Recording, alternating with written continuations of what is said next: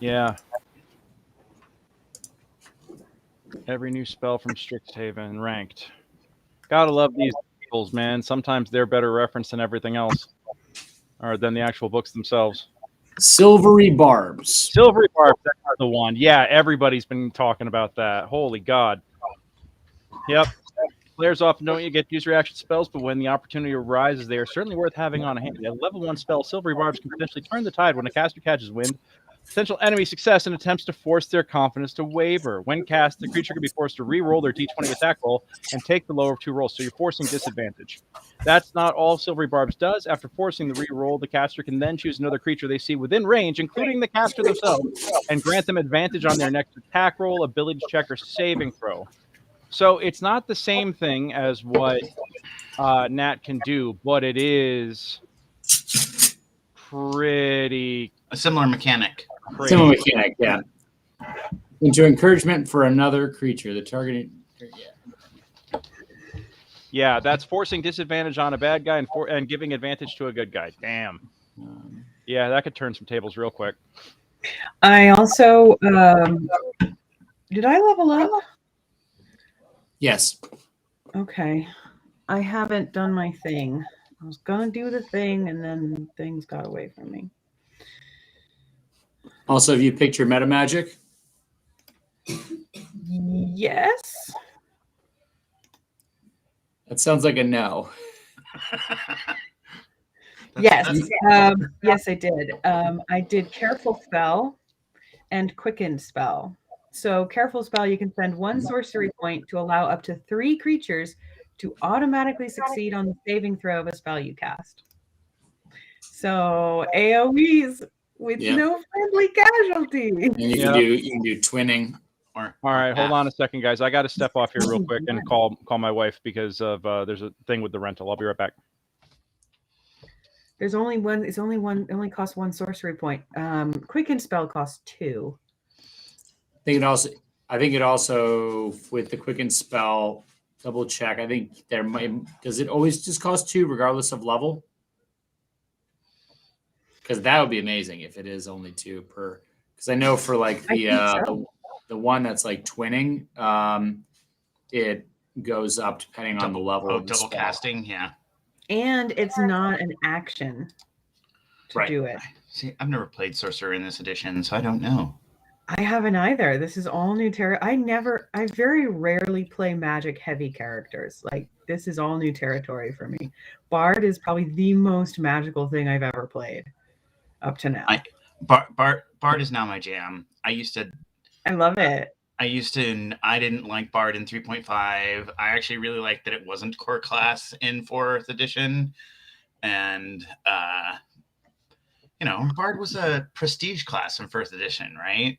You couldn't start out a Bard. It was like, it was winning the game.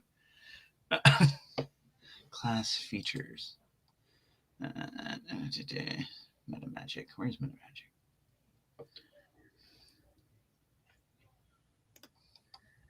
$1,586 XP. That's a chunk of change.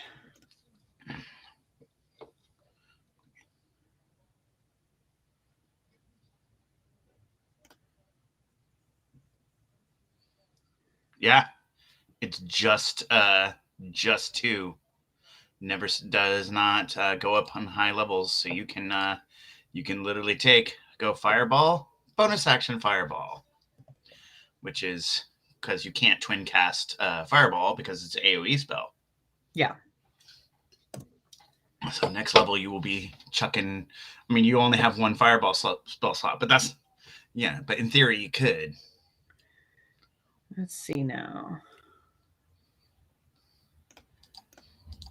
So level. Do you have your full complement of 2nd level spells? Because it felt like you haven't picked up a 2nd level spell. Either like. Oh, yeah, I have. Okay. Do I get more? I'm sure I get more. So should I be level? How do I do the thing? Oh, click on your portrait of your character, and it once it goes big on the right side of the screen, The first tab underneath change sheet appearance is manage character and levels, or you can go manage experience. Yes. Okay, I'm good. I think. Cool. Yes. Ability score improvement. I lose that thing all the time too. Like, where's that thing? Or do I want a feat? Oh, this is always so hard.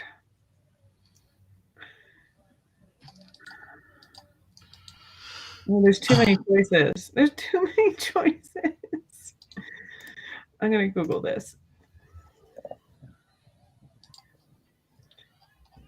Best feats for Sorcerer 5e.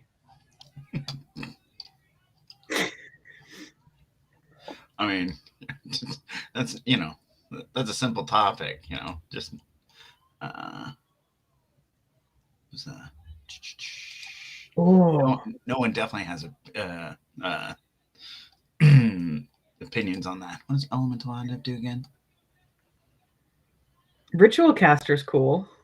Ritual Caster is cool. I think that's better for wizards because they know more spells. Oh, that's true. Telekinetic.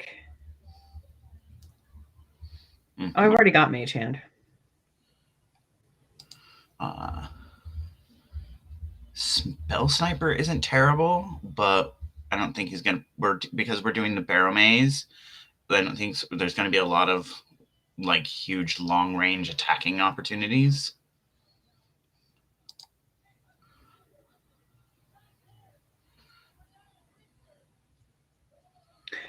I rarely need to cast beyond my range.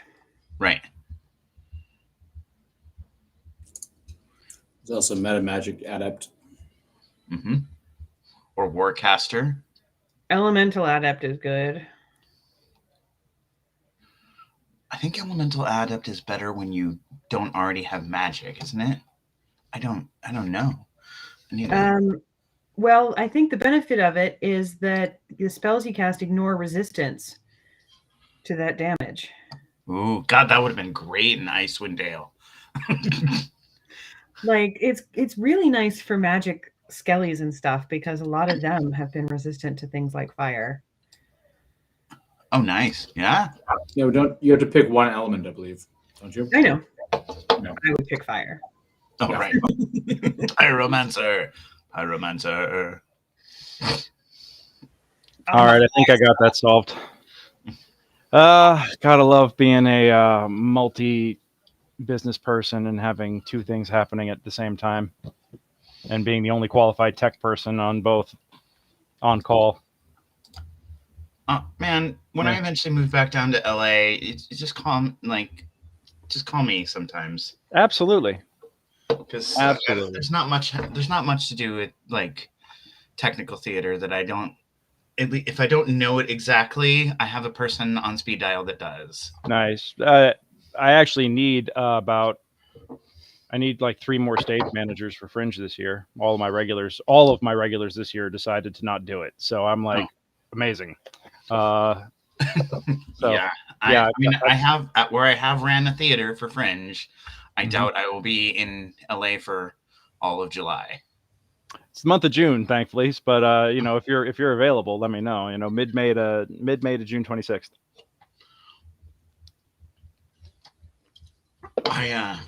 That is right when I'm doing the pitch for the WGA thing. Oh, damn. Okay. So you might be a little distracted. Yeah, I understand. I might be a little distracted, like at that end of May time frame. So yeah. Well, I still want to do your Sky Burial play. I still want to see that go up in my space. I want to make that happen. Yeah. So, I don't know what launching the punchline on that would do to my light grid, but we'll figure something out. Oh, yeah. No. So it's a magic trick, right? Yeah. So like have you seen the magic trick where they send the silver ball away and it comes back and it does the same thing? Because because in the story it's a compound bow, right? Yeah. You just make it to where it doesn't actually have any real poundage, and so you pull it back like this, and you're aiming this way, and it just shoots it on a fish line towards it.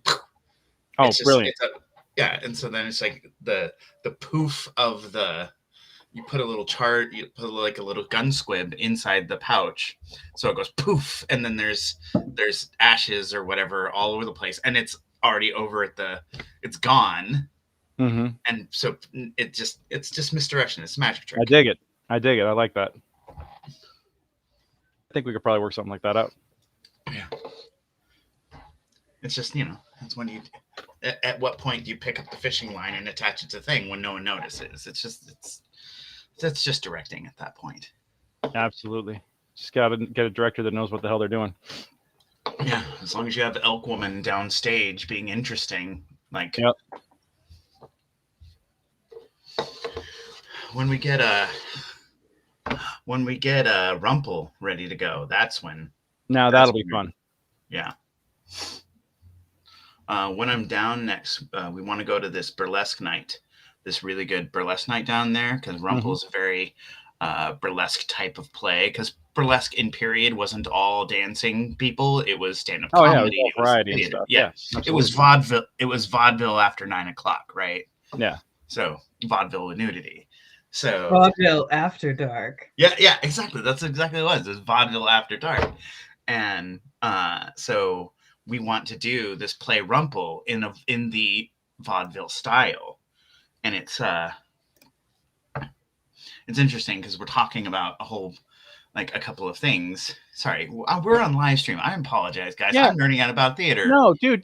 Trust me. Like, first off, we're still waiting for everybody, so it's all good. So we're still technically in the pre-show right now, and also I've got one eye on my phone in case anything blows up. So, I just have to. They're doing.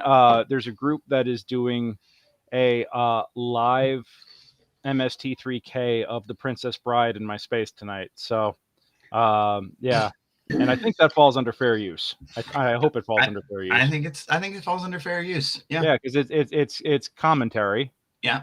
Yeah. And you're charging, and you're not charging people to watch the movie. You're charging. I'm not charging anything. Like these guys the rooms so the they people play it. Yeah. The people running, they're not charging anyone to watch the movie. They're charging people to watch them the comedians commentate on the movie that everyone's already seen. About a year or so before I moved out of LA, I went to the Academy and saw, because they did that a whole film series one year, and I saw The Princess Bride with commentary by Rob Reiner. Was he still alive? Inconceivable. I think it was Rob Reiner and like the DP's son or something like that, and it was live comment. They were right there in the room with everybody, and we were all watching the movie together, and they were comment. It was so cool. That's awesome. It was really cool. It was like watching a DVD commentary in a movie theater, but they're right there. Yeah. So cool. I will be down right at the start of March. Okay. So if Paul and I go see that burlesque show, holler at me. I'll probably know some of the dancers. Yeah, we'll holler at you and your lady to come if you guys are interested. Oh, she's burlesqued out. Like she's okay. Like I'll invite her, but she's seen so much of that stuff. I mean, the thing is that we've gone to support our friends all the time, and it's like, God, we've seen just so much of your tits at this point. We're good, like.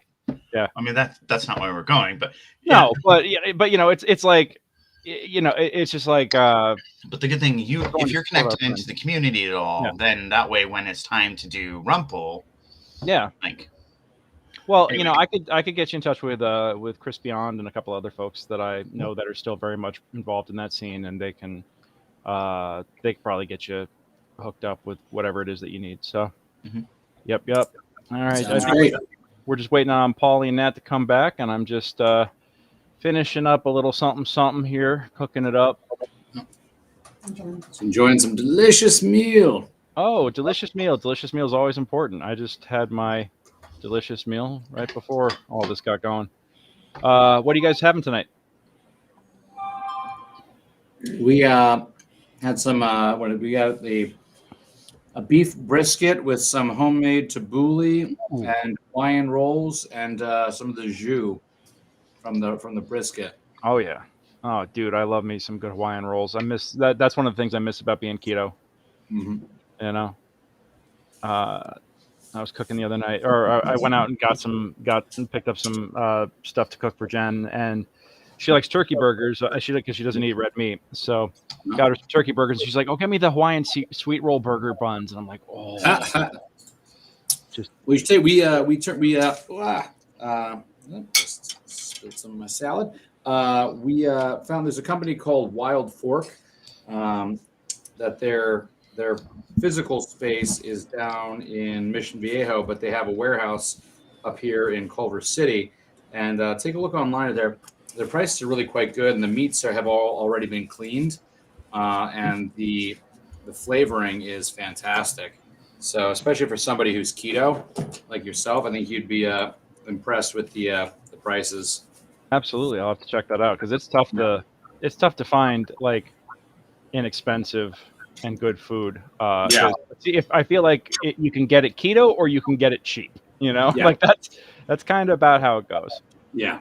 Yeah. It's not cheap, but it's a lot less than like for at least what I've seen of like Butcher Box and some of the other meat apps, where it's like you get a good deal on one thing, but then you realize 3 other things are all like $1 or $2 more per pound than they really should be. Yeah. Meat. No, it's true. Well, Whereas because it's it's just like that's where they hide the markups. So this way, Yeah. yeah. Well, This also one's just just- where they deal have different distributors too. yeah. But I think it's how they make their money. Whereas these are all just fair prices. And it's like, oh yeah, that makes sense. I dig it. All right, well, I think we'll get started here in a minute. I think we have everybody because I know that Nate is, Denny would not let him out to play with us tonight. And I know Did that you Seth see his post? well, he and I have been messaging the Okay. last couple of days about his situation. But I'm barely on Facebook these days. Like, 19 minutes ago. Got it. Some more. Yeah, that's such a bummer. Yeah, so for those of you who aren't in the Brute Squad Facebook group but hanging out like Johnny tonight, unfortunately, Nate, Duke of Joe's, basically got a backhanded promotion at work, which means that he is not available to play anymore on Monday nights because they've changed his work schedule around, so he'll be working in the evenings now. So, but I am working with him to make him available for daytime games. So if you are looking for people to help round out your table and you've got time during the day to play, Nate's your boy. Come out with the Duke of Joe's. So, yeah. All right. Hold on 1 second, and I think we'll go on ahead and set this off. 1 minute. You have a napkin, please.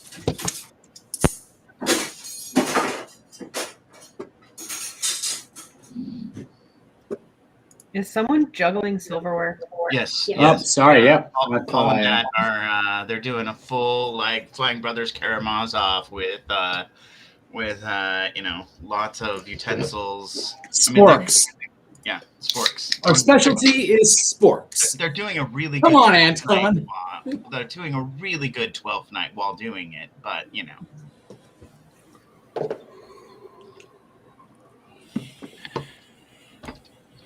That's a deep cut. You've seen flying forks. You've seen flying spoons. You've seen plenty of knives. Have you ever seen the artful tossing of sporks? Going straight to Vegas. Residency. 5 years. Vegas, Texas, right? Yes, but you got to start somewhere. I don't know if there's a Vegas, There's a Texas. joke. I thought you said we were going to Vegas. We are. Vegas, Texas. Reveal. Vegas, Texas. All right. Well, that's better than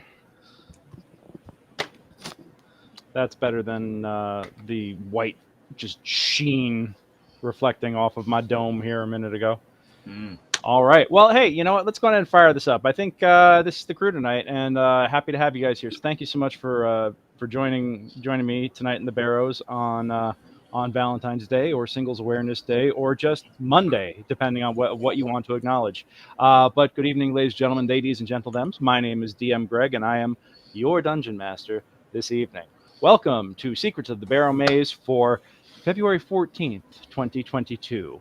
And tonight, there's going to be hearts, there's going to be brains, there's going to be blood splattered all over the fucking walls as these adventurers go out to kick ass and take names and get fat loots, get rich, or die trying. That's. Are you saying I should have gone with another charm spell?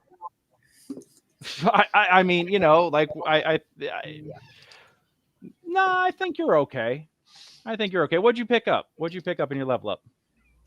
I have Shocking Grasp as a cantrip, and I have Cloud of Daggers, 2nd level. No, that's a good one. That's a good one to pick up. No, I think Cloud of Daggers works real well. I mean, that's perfect for what it is we're looking for tonight. So, anyhow, yep. As I mentioned, I haven't mentioned it yet tonight, but if you've watched these before, I'm a professional dungeon master with Mastermind Adventures. You can book me to run a game like this for you and your friends. Come down into the Barrows with all of us. This is a place full of undead and other kinds of nasty monsters and creatures. And you too can go in and defeat them, overcome them, or maybe just straight up gank them and you know, take their fat loots, get rich.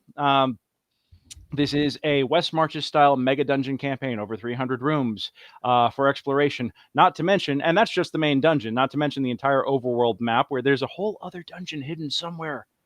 Like, I haven't even told anybody where it is yet, but there's a whole other dungeon module hidden somewhere on this map, and nobody's even been looking for it yet. So, you know, it's still out there ripe for the plunder. It could be you. It could be you that finds that dungeon that completely derails the plot. I mean, that could be a lot of fun. You know, I like throwing like a little bit of deck of many things kind of randomness into some of my campaigns.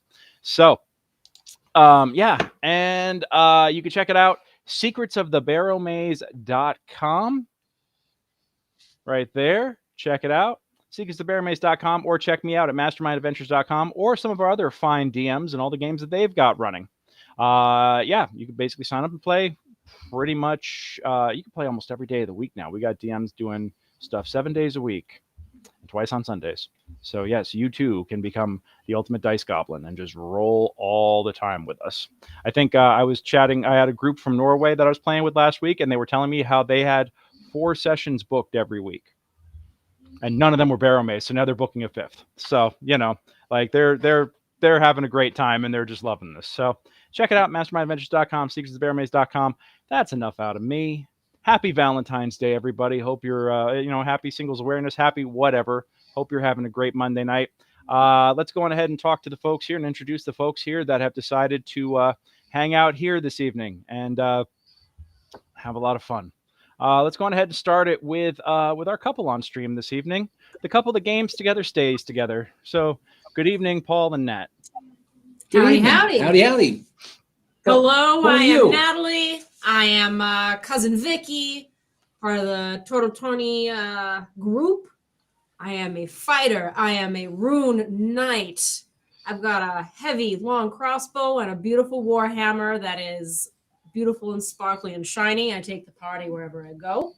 You do, you do. And You got your shield. You got all sorts of beautiful things. You got your just crocodile saying. earrings that you start making yourself. All sorts of beautiful stuff. Well, who are you? Who are you? Oh, well, thank you. Hi, I'm Paul Masterson. But in this campaign, I am Anthony, a.k.a. Tony the Tool Boy, Total Tony. I'm an artificer. I've got my different eldritch cannons, and I just started multi-classing into sorcerer, and I can't wait to introduce you to my owl familiar. His name is Owl Capone, and you don't want to mess with him because if you do, you're going to be sleeping with the fishes. You heard right.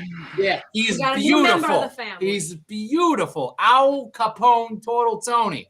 He's got almost mostly black feathers with a nice little white patch with a tiny pinstripe bit of feather tie, and nice little bowler cap type feathers with black. And he bites. He's a gorgeous boy. But he bites. Yeah, he's a feisty one. Screw you, Paul. Screw you and your fucking puns. We That's got brilliant. Tiny Tony. We got Al. You know, hey, the other runner-up name I was got Al okay. Pacino. I gotta you know, that one I got to applaud. That's just the commitment to the bit. Bravo, sir. Bravo. Well done. Well done. But anywho, we're looking thanks. forward to adventuring with yous. Yeah, thanks. I hate it. Okay. All right, Lauren, how you doing tonight, darling? I'm doing good. And your husband and your son have both gone to bed? Sorry? Your husband and your son have gone to bed, so you're going to party with us after hours tonight? Well, husband is playing Total War. Okay, cool. So yeah, so he's not taking up any bandwidth. And of course the baby's been in bed for a little while now. We think, because I think his monitor is kind of broken and the screen's all anyway. But I'm very excited to be leveling up. I chose the Warcaster feat. Oh, nice. Okay. Shocking grasp. I have Cloud of Daggers. I'm ready. It's gonna be fun. All right. I dig this. Very, very excited for that. And let's see, Mr. Matt, how you doing, buddy? I'm doing good. Hey, everyone, good. my name is Matt LePage. I play Kassan Jonar, the intrepid, one of the two human friends of the Turtle Tonys, defender of justice and kicker of asses. And after leveling up last week, I have put away my quarterstaff and shield, and I can now summon a giant glaive at will that's slightly hockey stick shaped. Okay. And now your boy is rolling with reach. Okay. Nice. Yeah. Now you can tell him to forget about it while you put him down for a dirt nap. I'm loving it. Exactly. Yeah. Okay. Cool. All right. I'll think of something to overcome that. In the meantime, Anton, last in introductions tonight, but first in our hearts, Mr. Anton Ray. Good evening, sir. How you doing, buddy? I'm all right. How you guys doing? I'm Anton Ray, and I play the I play Miguel, and he's just happy to be included. He's here to help support his family while they do big underselling important things. yourself so much. And while they do big important things and be like Frankie and be a big damn hero, or like Junie, who's just blowing up, getting big and powerful, and I'm just here to make the food and carry the stuff. No, you are so much more than that, sir. You need to remember that. But we love you. You have the cracked shell. So, all right. Well, hey, that is it for introductions this evening. I gotta remember that my eye line's a little off right now. I had to switch monitors because I kicked a cable by accident. So now I'm all screwed up. Well, yeah. I mean, thankfully I did not kick the cat, but either Bailey or Miranda might decide to jump up on the table here at some point, in which case we will have to adore them. Give them proper adoration, but they are not here right now, so we can proceed as planned. So it's been a couple of days since Barnaby's impromptu birthday party, and things have kind of quieted down. You've heard. Everybody was very much impressed. The folks of the village of Helix were very impressed with how you managed to handle such a complicated situation. Typically, infighting between parties is frowned upon, but in this case, it was considered to be both justifiable and unavoidable. So, ergo, there were no consequences for defending your new draconic friend and ally. But you do notice that there is, as you sit and spend your afternoon lazing about the early grave, you do notice a rather hunched over, greasy looking, very pale fellow in dark robes coming in. Some of you may have seen him. Actually, I can tell you, Vicky, you've seen this gentleman before. Yes. Have I sent him a glass of Merlot before? No, but give me a wisdom check to see if you remember.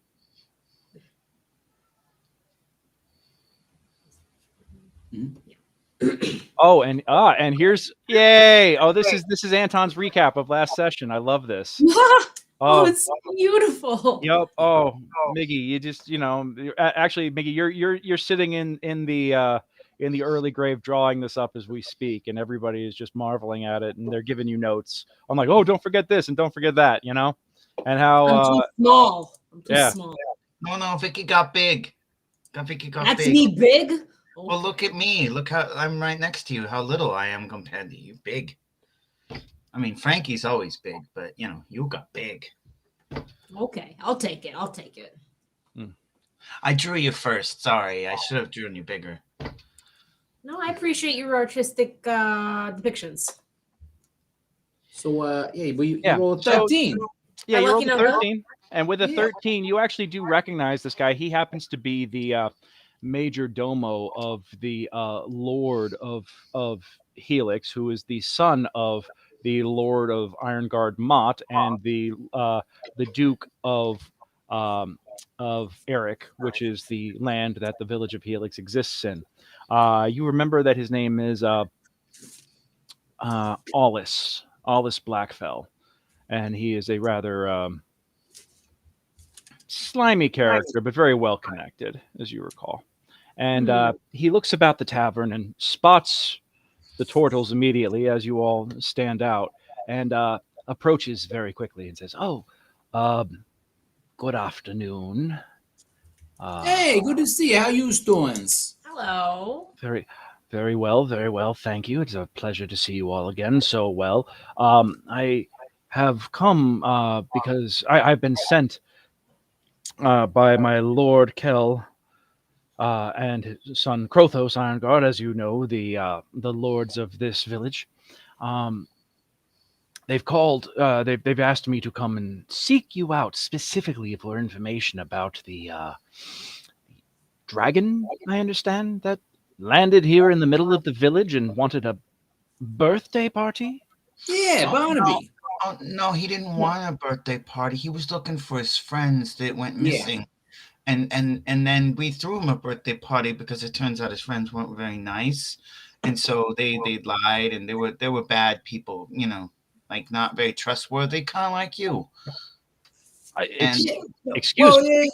Biggie, bottom line, we were talking with Barnaby. Barnaby's his name. He's a lovely bronze dragon. The And, dragon. This giant lizard with wings has a name. oh yeah, they're very smart. You never Yeah, talked why, to a dragon. why wouldn't or they have a read about name? Yeah.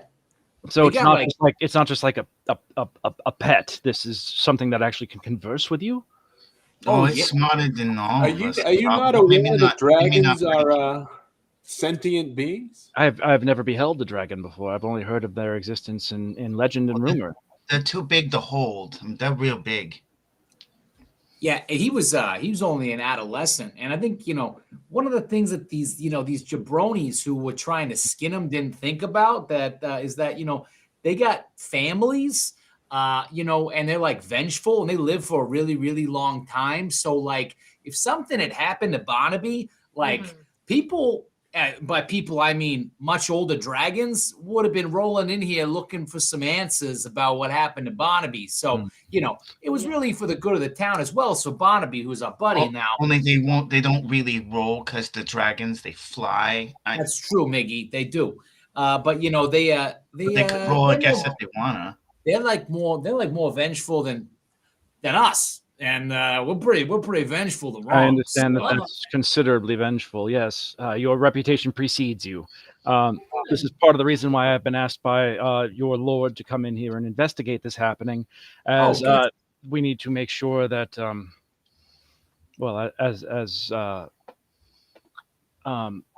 we don't like violence within the borders of town.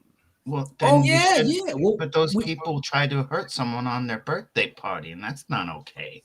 Yeah, if you're talking about those party crashers, they're not going to be causing any more violence to anyone anytime. Yeah. I understand, because the Undertaker informed me that he had to dig 6 fresh plots. You're welcome. Yeah, that would have been really bad for the town. Barnaby was getting scared, and he was about to breathe fire, which would have torched the entire town. And we talked him into not doing that, because it's generally nicer to instead of fight somebody, like buy him a beer, see what's going on with them. So that's basically what we did. And it's always good to have friends that are dragons, because when the good ones, they're like a good buddy to have around. They look out for you. So this dragon you have, you consider to be an ally of Helix? Oh, I don't know about that. I mean, he's an ally of the Total Tonys. Because the other folks, he's a little worried about Helix, because the other people he met tried to cut him to pieces. But not the normal people, just those people. Well, that's true. Yeah, because then the normal people partied with him. I forgot about that. Yeah. Because you talk to the He's villagers. got he good had a great memories of time Helix partying at with this point, I would say. Yeah, I don't think he's going to come back and lay waste anytime soon. I think he really enjoyed his time Or at here. all.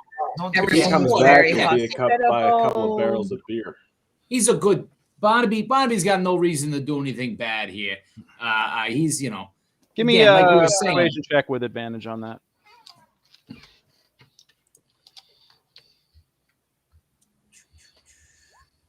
Okay. Yeah, with an 18, this overwhelming amount of evidence and everything. Yeah, Miggy, you honestly, it's Miggy's soft spokenness that really just kind of gets to him, and he just is like, I think I have an understanding of exactly what transpired at this point. The other interviews I've conducted with some of the other villagers, they have they corroborate your stories. We're going to consider this matter closed, but of course, yes. So you figured out what happened? Well, you just told me what happened, and it sounds like exactly like the other reports that I've heard of what happened. So no major oddities or discrepancies other than the idea that perhaps the dragon was going to burn the town down, which I thank you for avoiding that. Well, your brother here just said that he had to convince him not to set everything on fire. Tony, he's using a lot of big words, and I don't understand them. I'm getting confused. Yeah, well, I mean, he wasn't. First of all, Barnaby wasn't going to do any damage to anywhere until he thought he had to defend himself, and everybody has a right to defend themselves. But well, naturally. Yeah, Tony just explained that if he did use his fire, he'd do more damage than he wanted to do.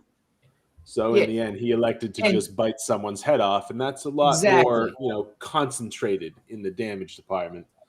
And basically what we want to make sure that Lord Kell and Kothos know is that, we was looking out for the town as well in terms of, in dealing with these guys, that we got Barnaby not to use his fire because, we're good guests also, we want to take care of everybody's home too. We're not from here, but, we want to be good guests. Where is it that you are from? That is, so you do not claim to be citizens of the duchy, is that correct? Oh, we're from the shore. So go on, Miggy. I mean, we live here now. Yeah. Very well. We came from over there, but it was pretty far, and then we came here, and then now we live here. Yeah, right. I mean, we was told everybody's welcome, right? But it's like you always want to, you never know how long people have been tied to the land, sort of thing. And why are you here asking all the questions about Barnaby and as I mentioned, the Lord was interested to hear about the report of this dragon landing in the middle of his village. He was very concerned, naturally, so he sent me to come and investigate. Concern, okay, gotcha. Because he's never. I'm guessing he's never actually been here. He ain't. This is the guy with the really clean armor. That's his son, right? Yeah, this is his son, but we haven't met his dad. Well, Lord Kell resides at Irongard Mott. Krothos, his son, I am his aide. Right. And Krothos, of course, is rather busy and engaged in other matters at the moment. You can make an insight check on that if you want. Yeah. Is the family name Kell? No, Irongard. Irongard. That makes sense.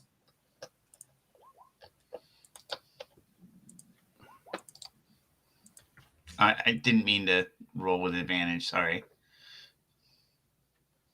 Well, it seems like you traveled a long time. Would you like a glass of Merlot? So it's the first one, 14.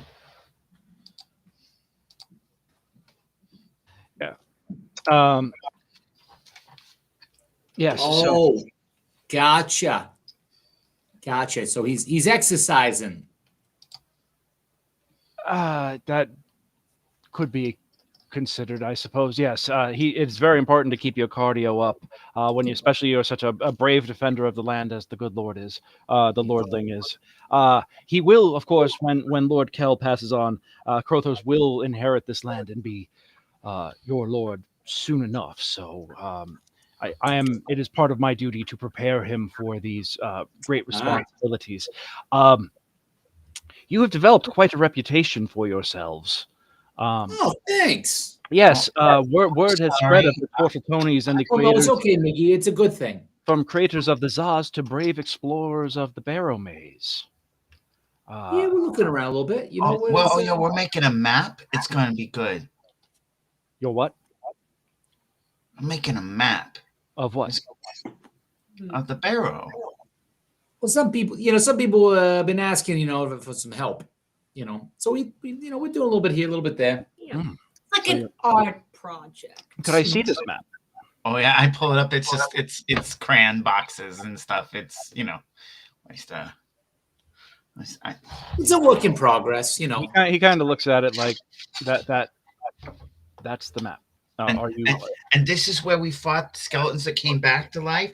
And this over here, this is where we tore down the wall with pulleys. And I don't know. Tony did something real smart there. And then we got you guys got a map. You guys ever mapped it out? I mean, these barrels are pretty old. We've And tried maybe we don't sending- even need to map it. We've tried sending teams in there before. They've never returned. Oh wow. Because these Well, barrels that's seem because they're softies and don't have shells. No offense, Junie. I'm sorry. I shouldn't have brought up that you don't have a shell. I'm sorry. None Cassandra. taken. That's so rude. I didn't mean. it's I didn't okay, mean to Miggy. do that. I'm not insulted. I know what you meant. Well, if you were interested in creating a usable detailed map of the Barrows, there could be some coin in that for you. Oh yeah. No, I mean we can use this, but we're not ready to It's like a first draft. Like we haven't seen much. I mean, I can see why most people ain't been coming back from down there. I mean, like we've only gone a little bit in there, and there's a lot of bad news down in there. There's a lot of do you know what happened over there? Because there's like a lot of bad stuff in there, seemingly. I mean, That's what we understand. As a matter of fact, we've heard some rather disturbing reports as of late, and we are going to be deputizing individuals and parties to go out and do night patrols on the borders of the villages to ensure safety, because there's been reports of increased activity of undead, and of course, with this dragon landing in the center of town, naturally everyone is starting to get concerned for their safety. And of course, Lord Lordling Krothos, has great concern for his people and their safety, and wishes to make sure that everyone is taken care of and feels safe and confident living within the borders of the duchy. So are we talking about the same guy with the really shiny armor who doesn't yes, Miggy, yeah. yes, good. your lord, the son of the lord of yes, the lord of He the cares about us? Yes, he does. We're just commenting on his nice. Oh, it just doesn't seem like it. Boy, all the things that he says that are that make it seem like he doesn't care about anybody. Hey. Oh, I'm sorry. Am I talking?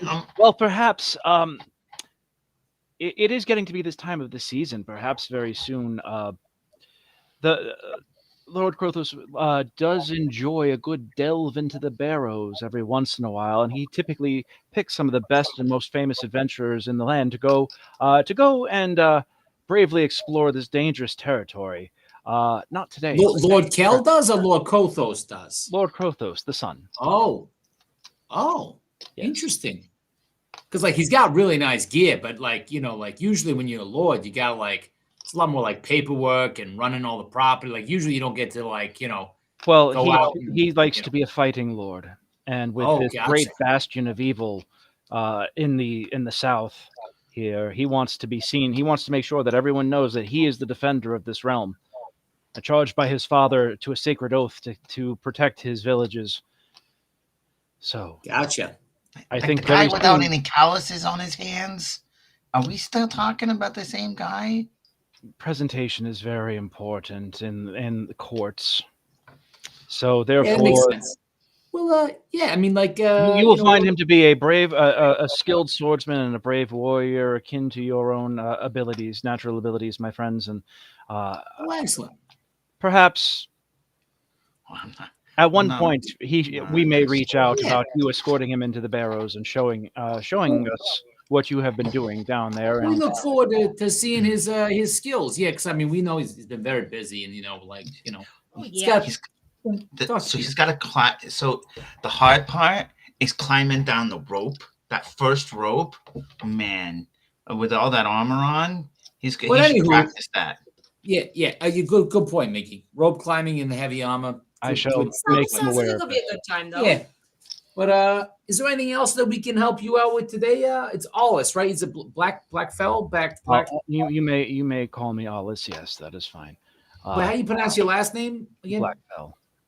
Black fell. Yeah. Yes. So I was thinking Black Rock there for a second. Both sound very cool. But, oh, and this here, so this is Tiny Tony.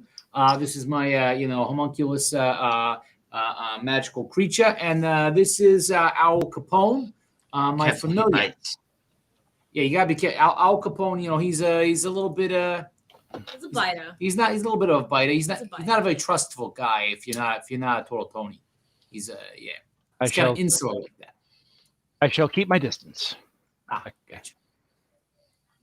Well, you have a good day. Don't forget to try the new Zaz. We brought in some of that croc meat. And this, oof. Crocodile good. sauce. That sounds very interesting. And actually, out comes Bolo with another round of crocodile Zaz and pitchers of ale specifically for the table.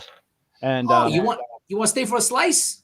Or take one to go? I shall take mine to go. I do need to make sure that Lord Krothos is finished with his engagements, as it were. We Gotcha. do need to return to Iron Guard Mott and report in on everything. We appreciate the information that you provided with us. I will be in touch with you about that map. Yeah. Well, I mean, we've told everybody. There's some other. We commissioned. We were actually paying another adventurer for a map of both the surface and the underground, and they have not been seen for quite some time. We fear That the happens.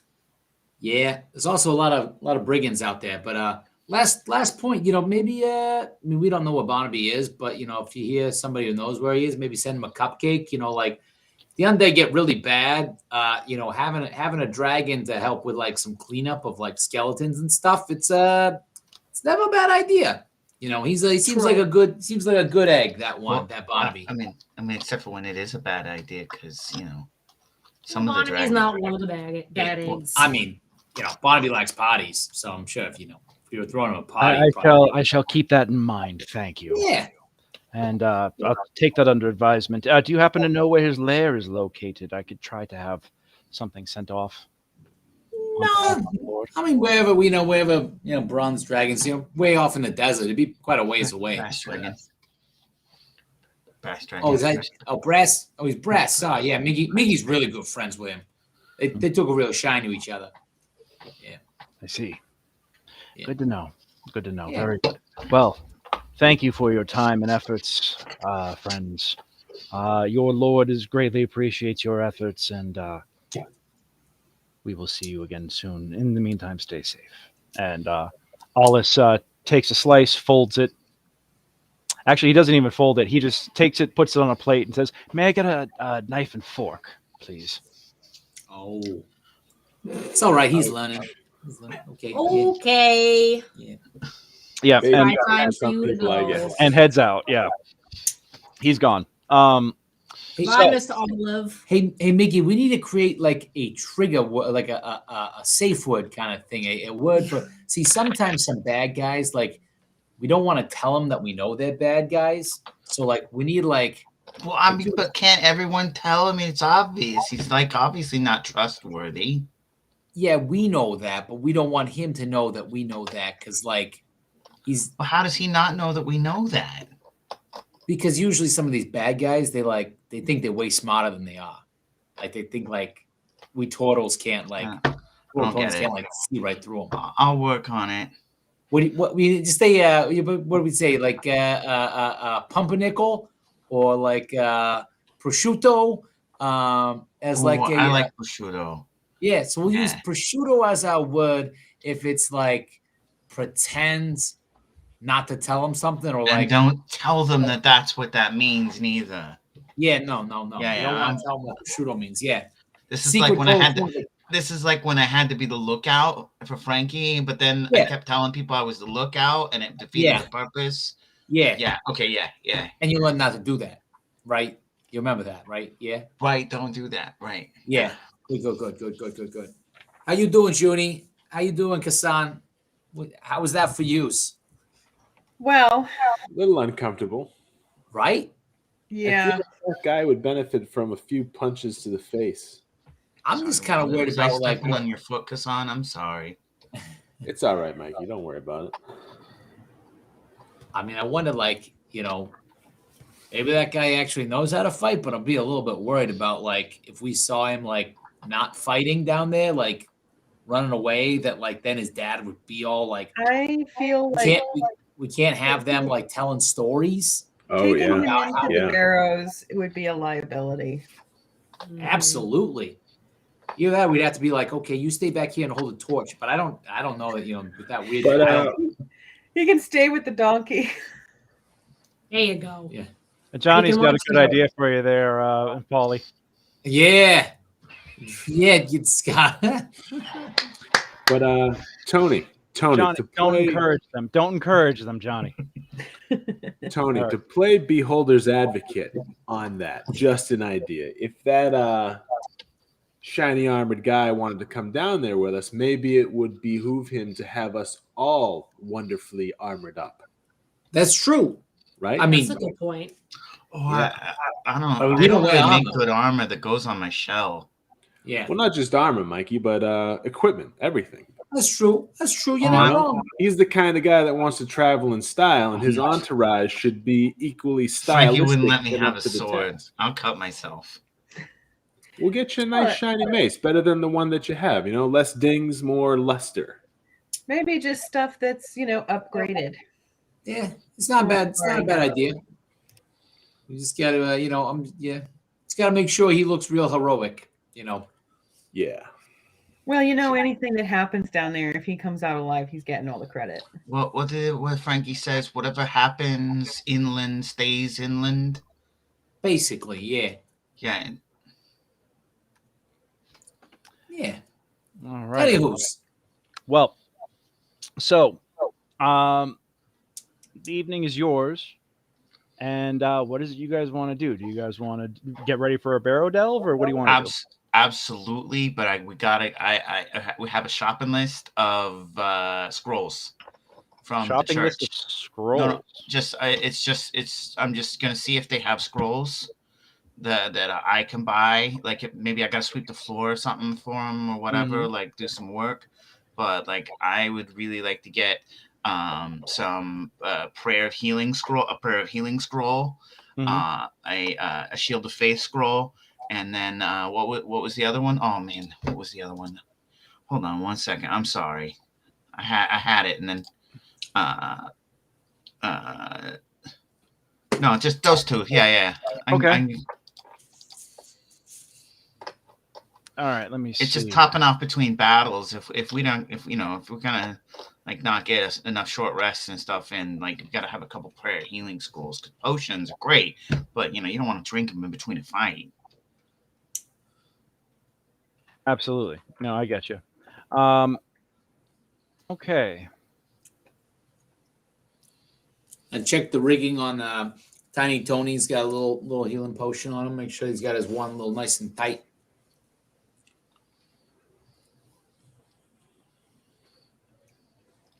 All right. And yeah, you could actually you think that you could go over to the church and get a scroll of each for about 80 gold total Yeah, okay, for I'll do the that. two of them. Yeah. Yeah. So They give you a discount because you are of a cleric of the faith. Okay. Yeah. All right. I spent the gold. Okay. And So now you have a scroll of cure wounds, the basic one, and then you have a scroll of shield of faith. prayer of healing. Prayer of healing. Hold on. Yeah. That'll probably be a little bit more.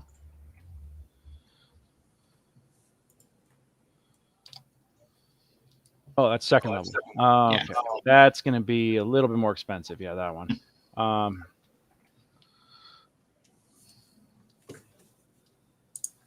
That'll be about 120 just for that. So they'll give it to you for 100. Okay. So that'll be 140 total for both of them. Okay.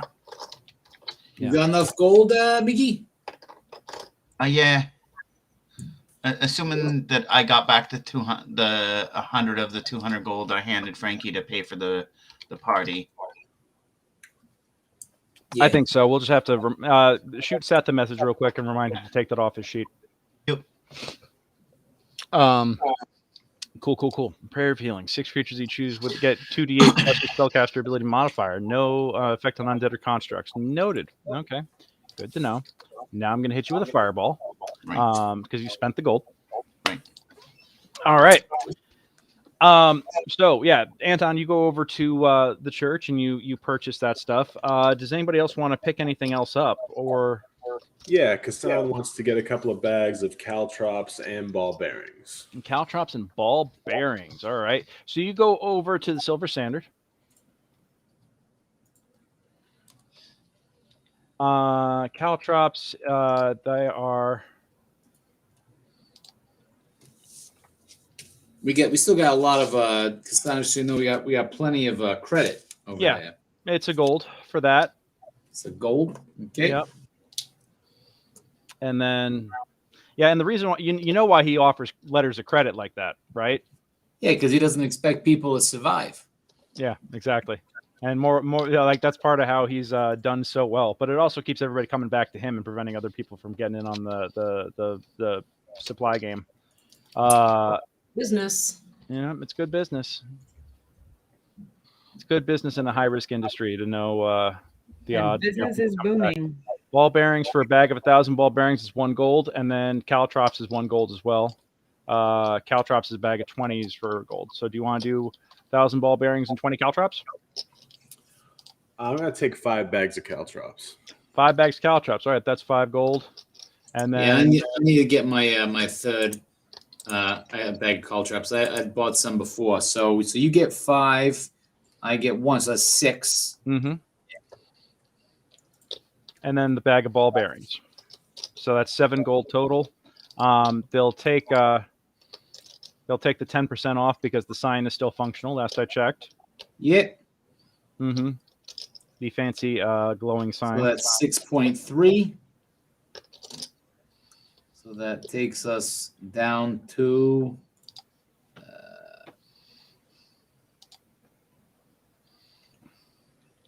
yep. So we're down to 1,568 gold and 2 silver in credit. Oh, that's all? Okay. That's it. Yeah. Man, you guys are going right to the poorhouse here. So, by the way, as you were talking with Billworth, you're making your natural small talk. Billworth mentions like, well, now tell me, I've never actually been down to the Barrows. What's it like? Oh, it's a certain kind of party. It's musty. It's dark. It's like dangerous. The basement, only it's evil. Yeah. An evil basement. Yeah. Yeah, it's trying to kill you. An evil basement that's trying to kill. Wow. And no matter how many times you go back, there's more trying to kill you. And well, I've heard all kinds of strange things about this place. I've heard that there are mutated people that live down there, and they enslave humanoids and other bipedal. I wouldn't be surprised. I wouldn't go down unless you got a big family. We've mostly just been running across skeletons. We've barely got the doormen at this point. That's true. That's true. Well, I will say this for you. You're the party that I've seen come back the most. So I wish you continued luck. Thanks. Yes, you're some of my best Negative. customers. Yeah, You- I I wouldn't go actually down have there if you got confidence a that big you fan. will actually completely use your letter of credit with me, which doesn't normally happen. Well, if you get anything special, maybe set it aside, for us, Like what, friend? What would you be looking for? Oh, yeah. What are you thinking, Mickey? Did those wax drawing sticks? Did they come in? They have. Thank you for reminding me. Yes.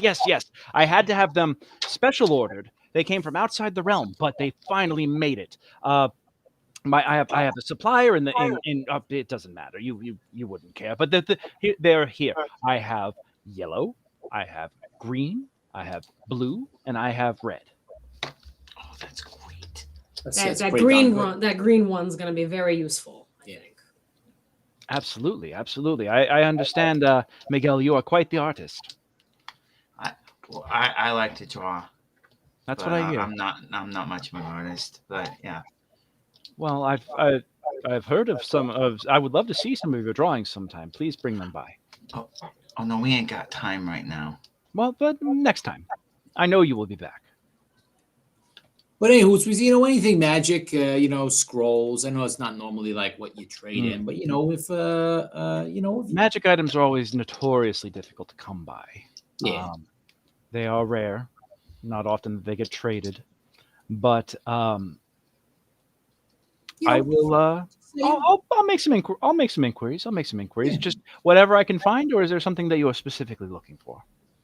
Well, if it's good against undead, or if it's a Especially the weapon, undead. it's a weapon like a magic weapon. I mean, like one of these, like this moon touched sword. It glows. I see. Yeah.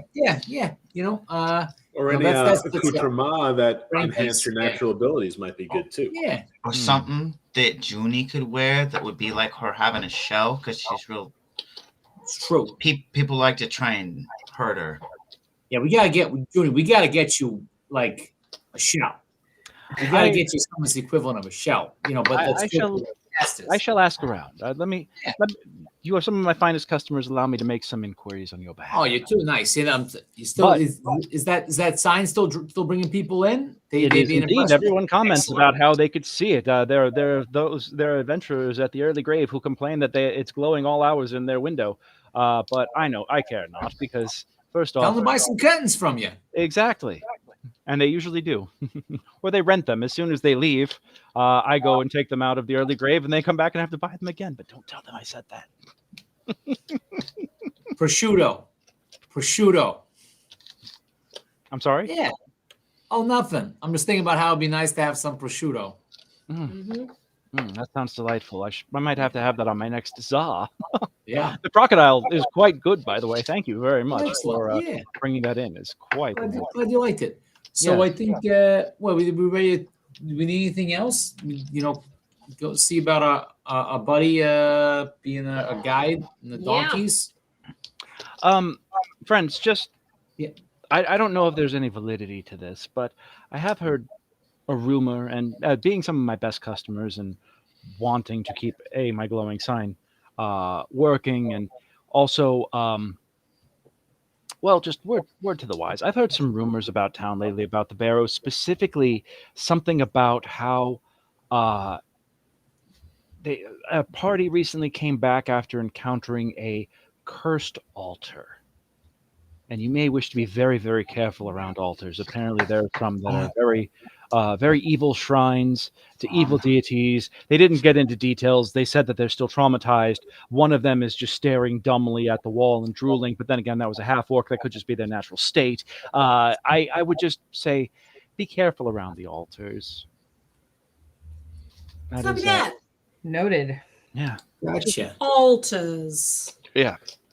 Speaking of evil stuff, do we have any holy water? I was actually about to mention that you might want to go back over to the church. Speak to your brethren, Miguel, and secure yourselves some vials of holy water. That is always very good. I can just make the holy. If we want holy water, I can just make it. Oh yeah.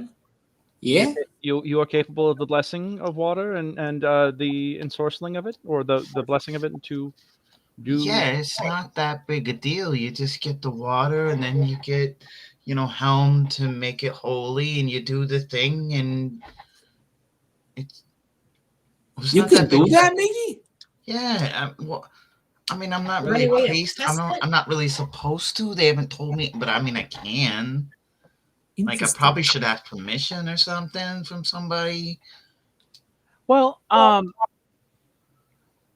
would speak to your brethren in the holy order. So you might Yeah, be. they keep telling me that, like, I don't need their permission for things, and I'm not gonna get in trouble. But I don't know. That doesn't feel right.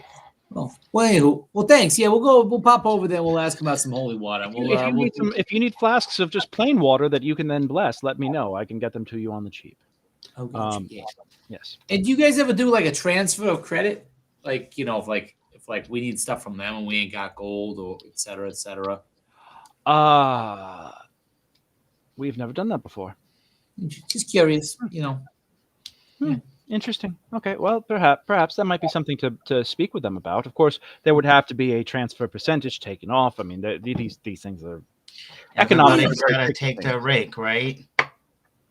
I'm sorry. What? Uh, I wouldn't call it a rake. I'd call it just the cost of doing business, friend. I mean, this is. That's what Frankie says. Anyway. Yeah. Anyway, yeah. Well, thank you. Yeah. So, Mickey, let's go see your buddies, real quick. Just see them whether because I didn't know you could do that.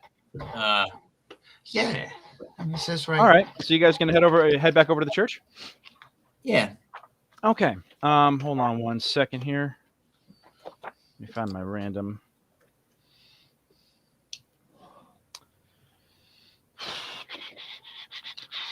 High or low? Mickey. Hi. All right. And 1, 2, 3. You walk in and you actually do see that services are just wrapping up. Evening services are just wrapping up. You see Gamdar, the half-orc acolyte of the church. He's back by the door, and he nods at you as you come in, and he kind of gives you as Othar, the pastor of this church, is just wrapping up services, assisted by Celia, who is the other priest of Yig, Saint Yig here at the in Helix. And as the service finishes, a couple of villagers get up and do their the sit, stand, kneel, do the genuflect, and head their way out the door. And Othar sees you and says, "Ah, Brother Miguel, welcome, friend. Good to see you again. Back so soon. You didn't stay for services after picking up those scrolls. We thought that you would have stayed."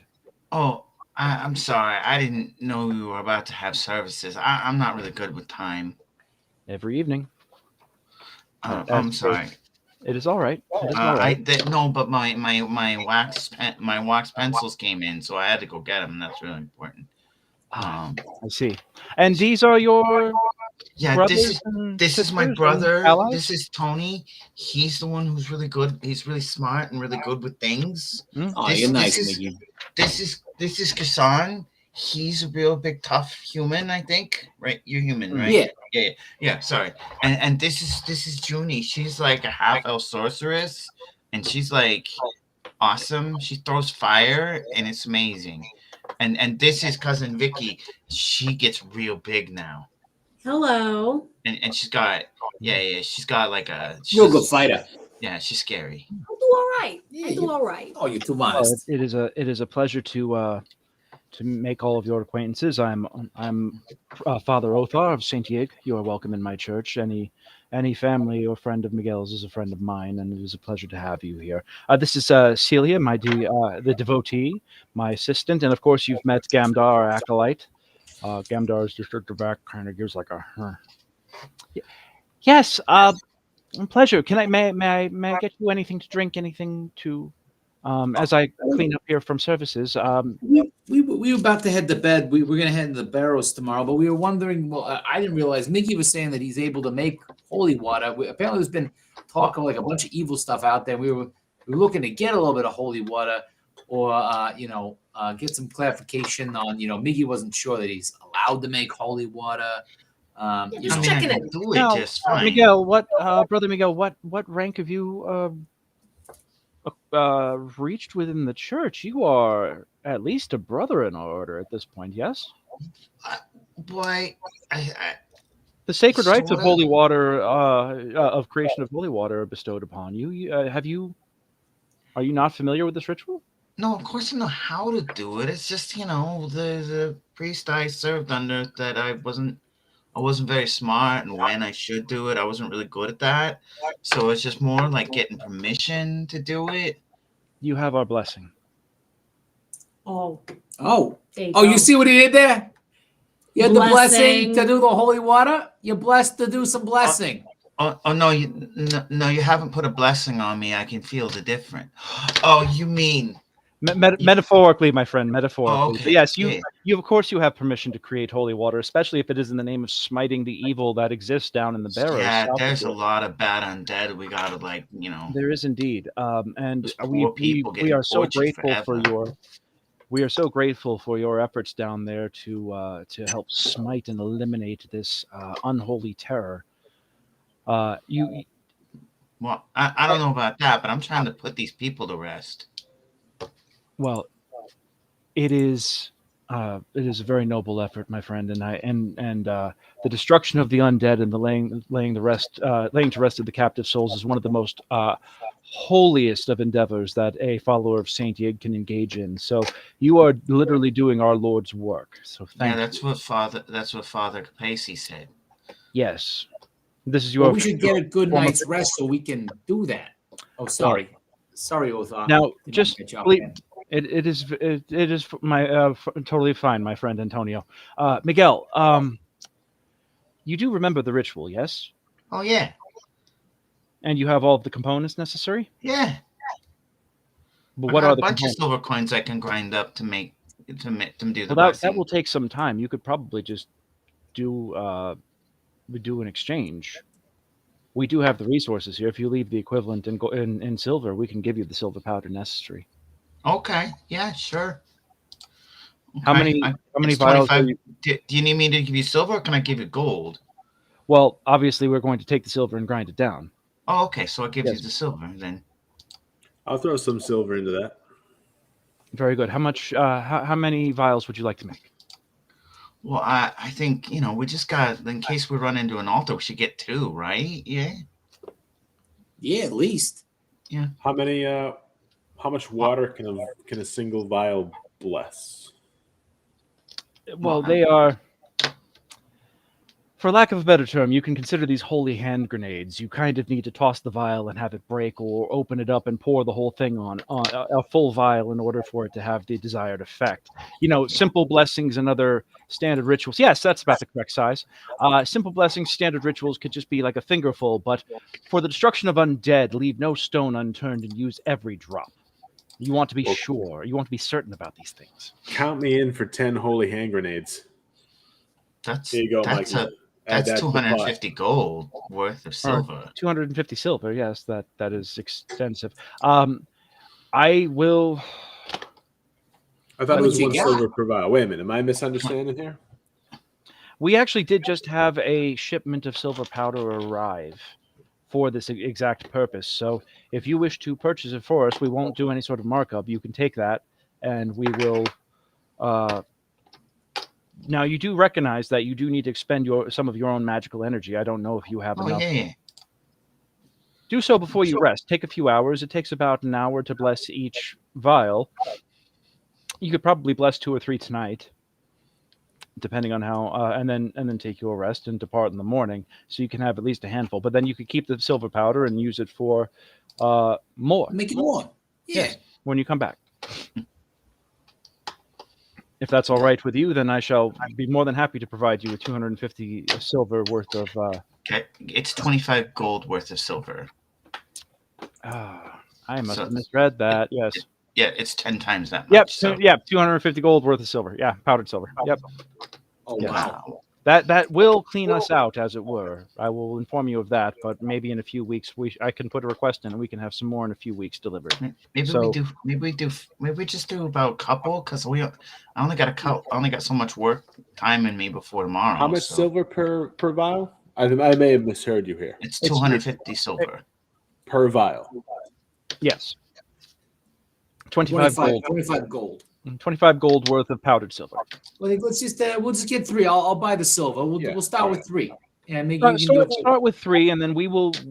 I will engage with Othar. I will engage with Gamdar and Celia here, and we shall start manufacturing the rest. So we will have more vials of holy water upon your return. Oh, sounds good. Okay, well, we should get a good night resting. We're burning time. You're burning peat light, yeah. May I speak with Brother Miguel in private for a moment? Oh, sure, Mickey, you good? You good in private? You good? Yeah. But could I have my brother here or my cousin? Because sometimes I don't understand things. You. Okay, no. Yeah. Yes, Hang back I a will. little bit. You may have one of your family members here. The rest of you, if you don't mind stepping out for a moment. Okay, doke. Yeah, hey guys, if you don't mind, I'll make step sure out that with them. we'll meet you outsides.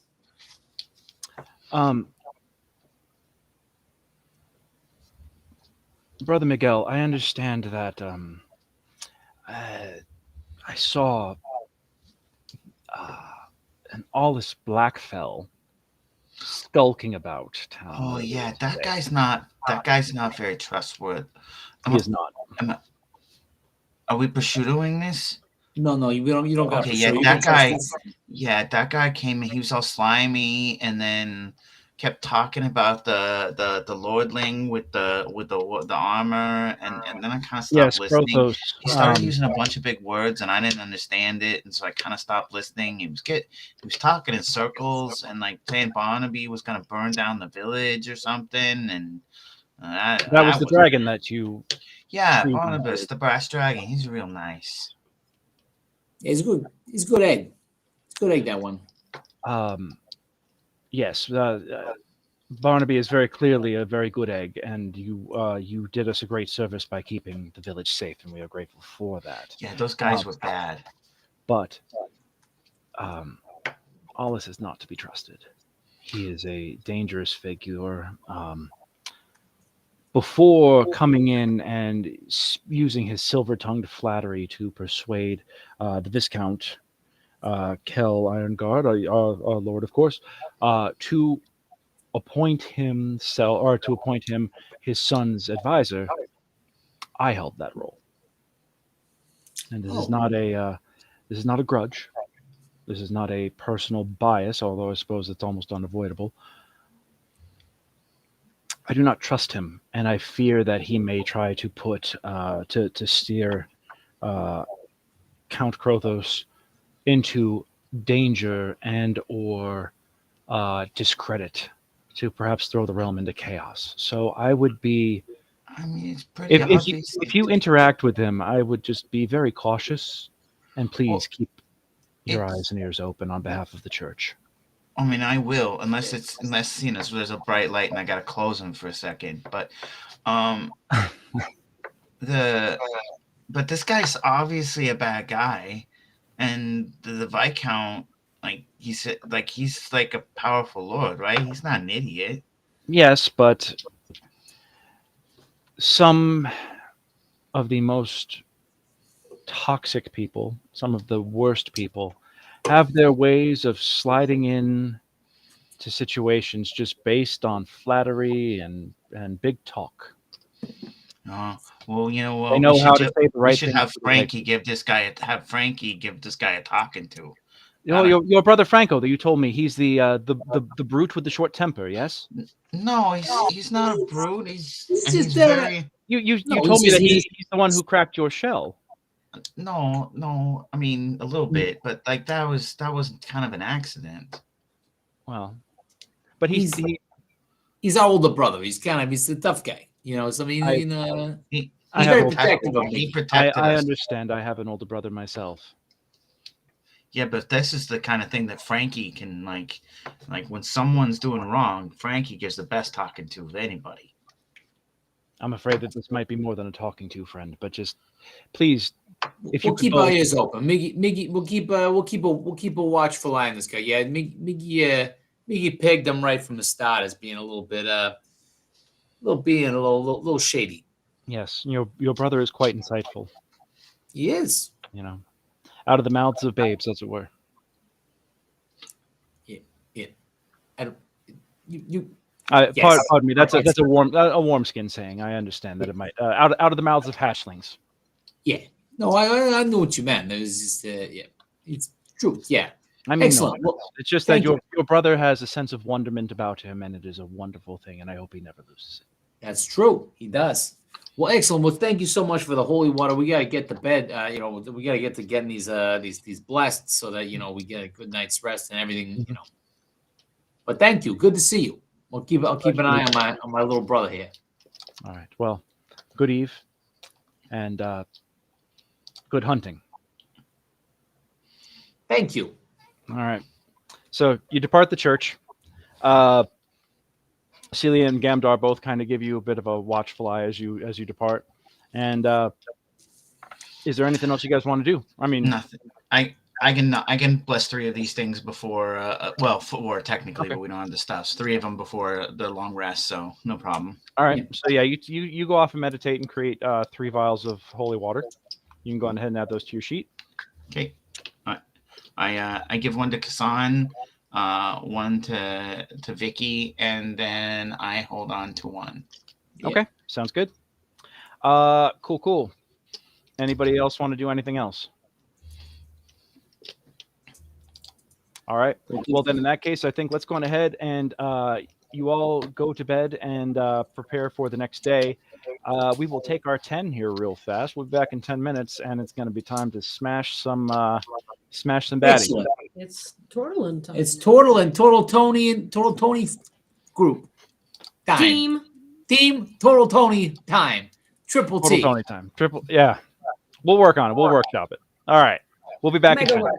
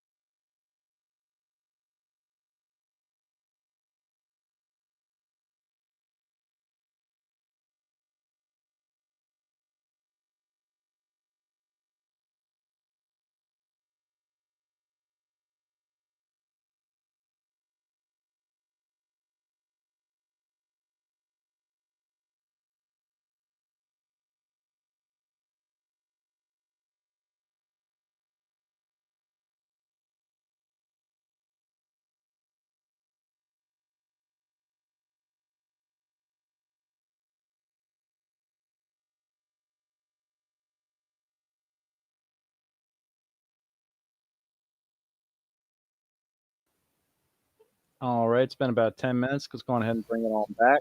Bring it on back. I'm back. We're back. All right, you are back.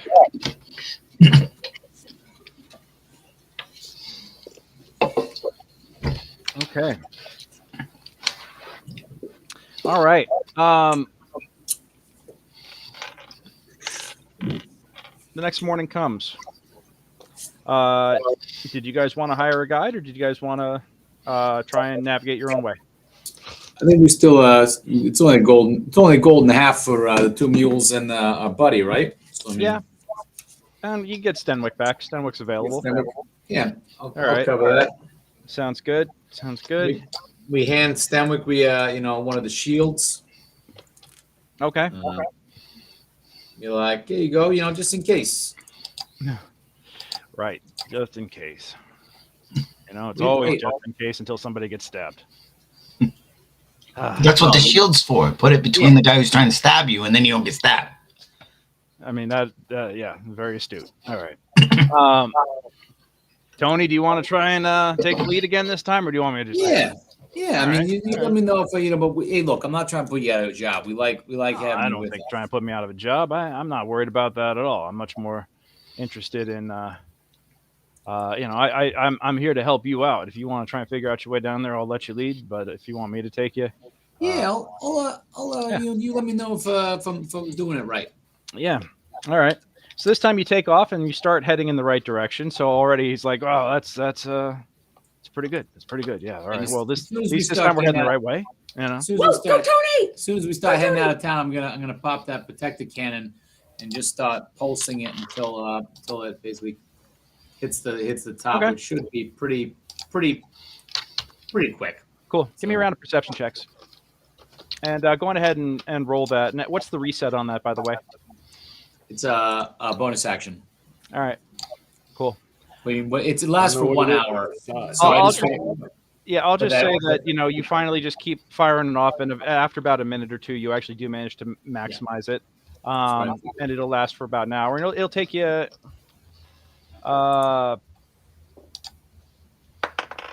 Yeah. We had temporary hit points. Yeah, so you have temporary hit points for an hour, and then we'll re-roll as we get further in. Kassan, as you were going, as you guys are heading down the path, Kassan, with a 22, you see it before anybody else does. You see a figure walking back up from the Barrows, from the direction of the Barrows. You see somebody walking towards town.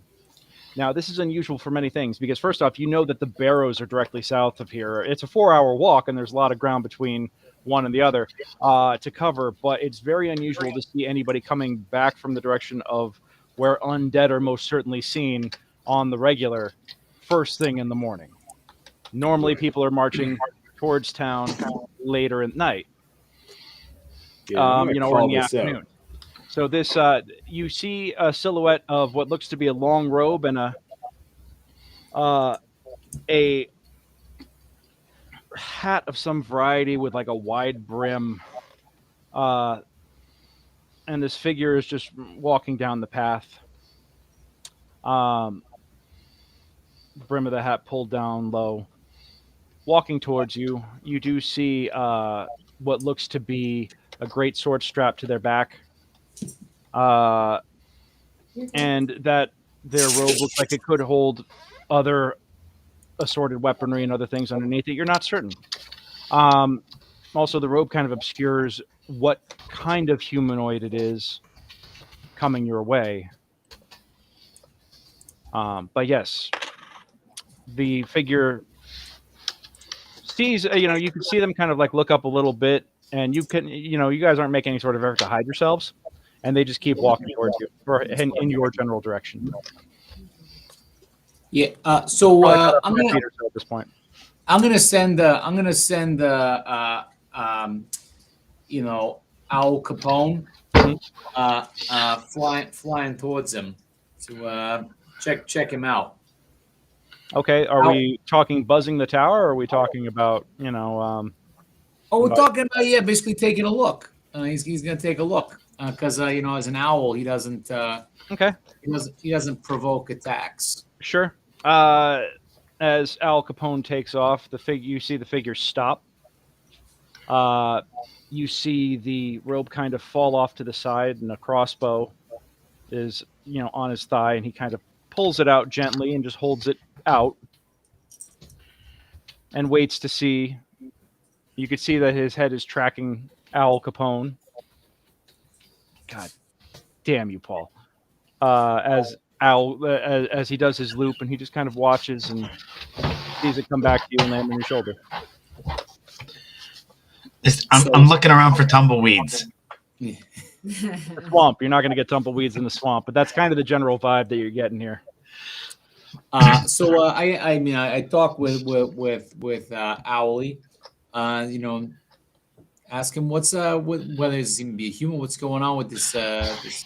Give me a perception check, because you actually can. Are you able to warg into your vision? Yeah. Okay. So you go into Al Capone's mind, and with a 15 perception, you can see that this is clearly a drow male. Yeah, kind of. You're getting that vibe. A little bit. Little Cad Bane kind of sense coming off of this character,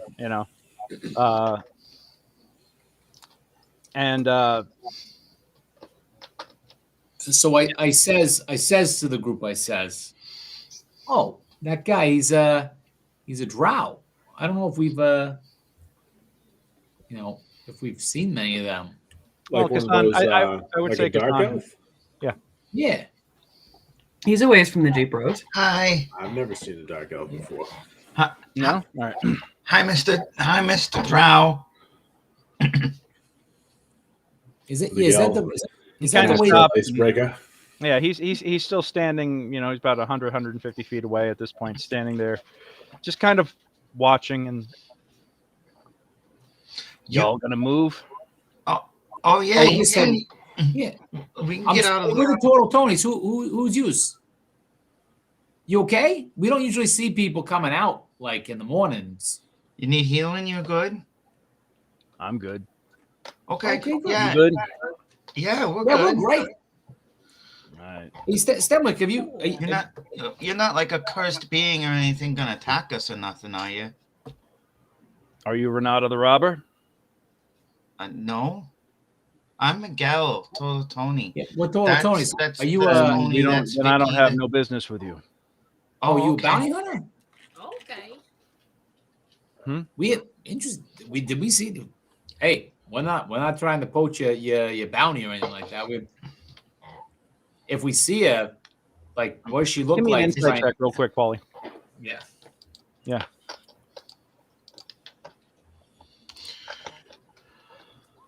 Yeah, with a 19 insight, you see like it's actually more through God damn it.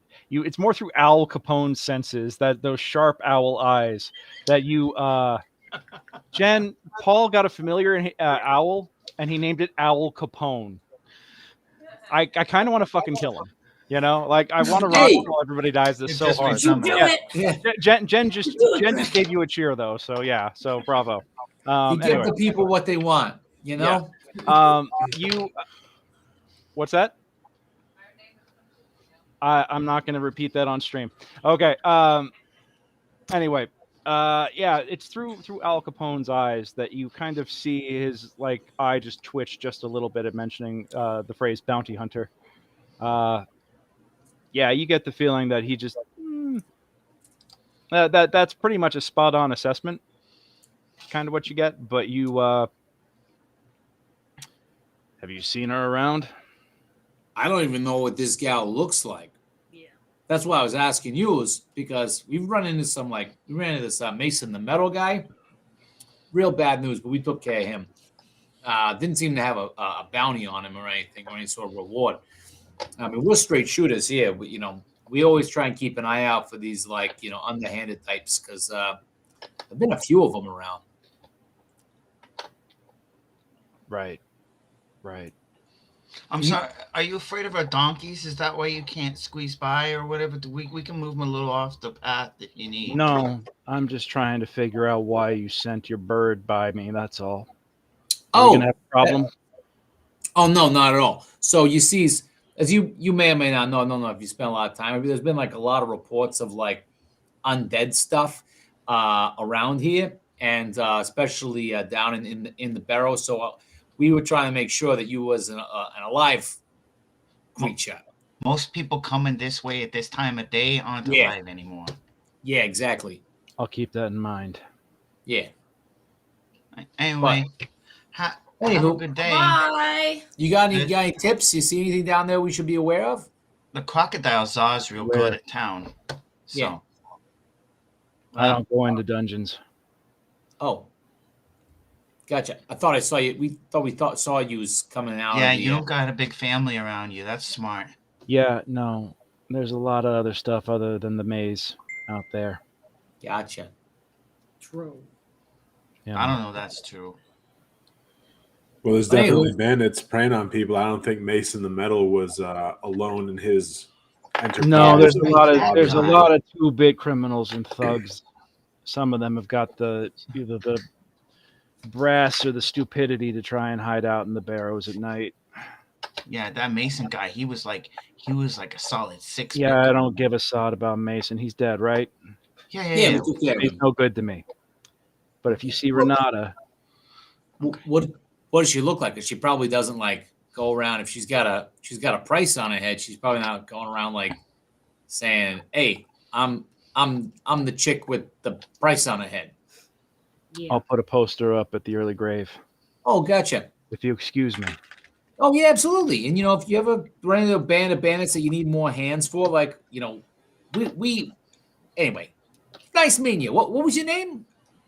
They call me Flynn. Flynn. Oh, good name. Good name. That's a good name, Vicky. Good name. All right, Flynn. Well, hey, try the crocodile Czar at the end, eh? We're the Total Tonys, and we've been bringing all sorts of good Czars. Right. Junie's frozen. Kind of just gives like a quick Yeah. tip of the cap and just keeps on walking. He seemed nice.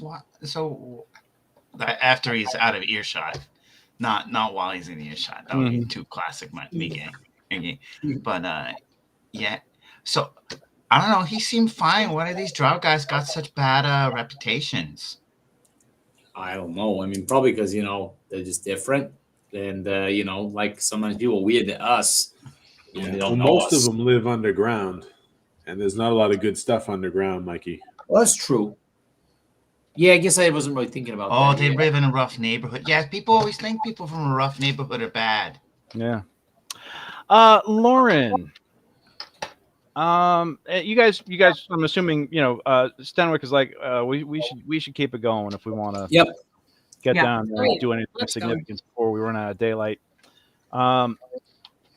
Who's got? We don't have any rangers or druids in this party, right? We had one, Rip Duke of Joe's. Rip Duke. Yep, absolutely.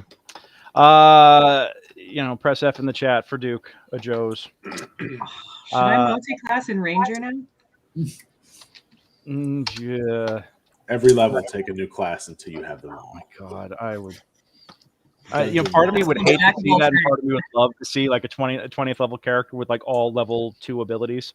And There was a build of that just centered around cantrips, and it was like someone that was super lazy. It was like, "Oh, I'm gonna do this. No, I'm gonna do this instead. No, I'm gonna do that." Oh, it's your typical never gonna graduate college kind of guy. Yeah, Yes, gotcha. yeah. All right, so Lauren, give me a Arcana check with advantage as you guys are walking.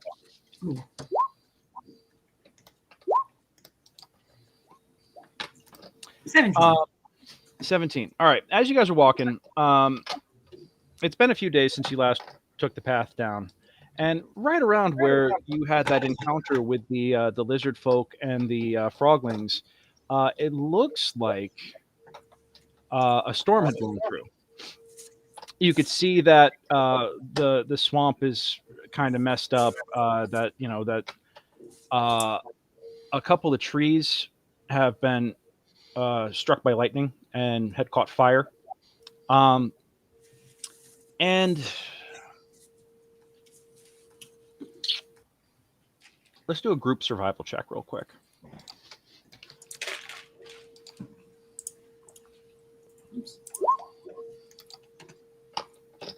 Shit. All right. Oh, maybe she is going to multi-class ranger. Look at that.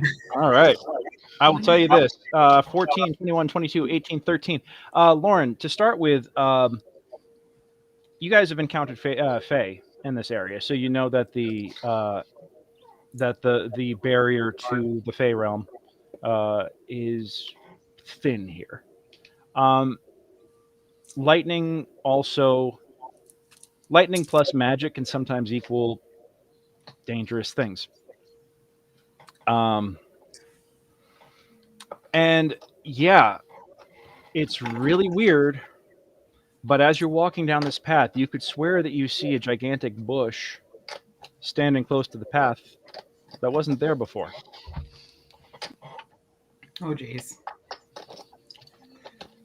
What are you seeing, Junie?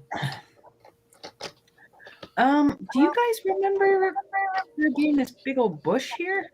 It's everything else looks like it kind of caught fire and burned away, but this is still lush and green right now, and big. It's And starting to stick out a bit, I will say. Yeah. yeah, I've never seen something like this grow so fast in a place where a storm's hit. Hey, Al Capone, why don't you check this out? See if it's on the level. All right.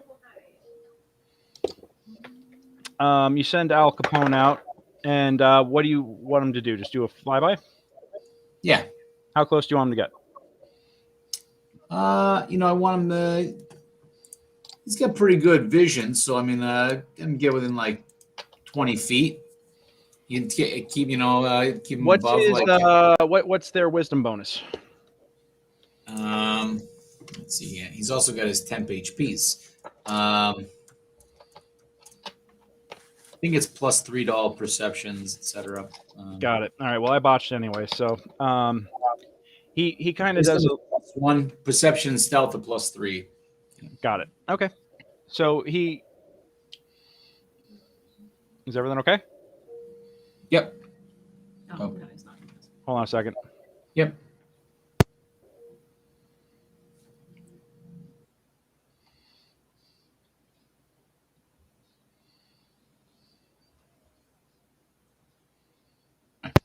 I think Miranda smacked Bailey in the face because he's squinting with one eye, and it's like, you know. Our cat had a squinty eye this week. We had to take him to the vet for it. Yeah, well, the two of them will play eyeball tag every once in a while, and it'll heal itself pretty quick. But it's always just like let's just check, you know. So yeah, The amount of times my kid has scratched my cornea. it's the struggle is real. Yeah, absolutely. So anyhow, yeah, he comes back and it's just like it just seems like a pretty normal bush. You know, that's the impression that you get. You're looking at the senses and everything else. So you don't quite know what it is that you're looking at, other than the fact that it's weird that this gigantic plant is untouched when everything else looks like it was, really messed up by the storm. Can I roll an insight? Sure. With what are you using? What are you trying to discern? I'm gonna see. Well, because we're in, because we have had fairy encounters along the area, and that's out of place, and that seems kind of fairy-like. Mm-hmm. So I'm gonna see if I can try and remember what that name of that pixie and his crew was. And you're not. I don't even remember what they were. Oh, I don't. well, they did. But here's the thing: they're not going to give you their true name. right. Oh no. It's the name they call up. And while I'm doing that, I'm gonna reach into my pack and pull out my iron cooking pot. Mm-hmm.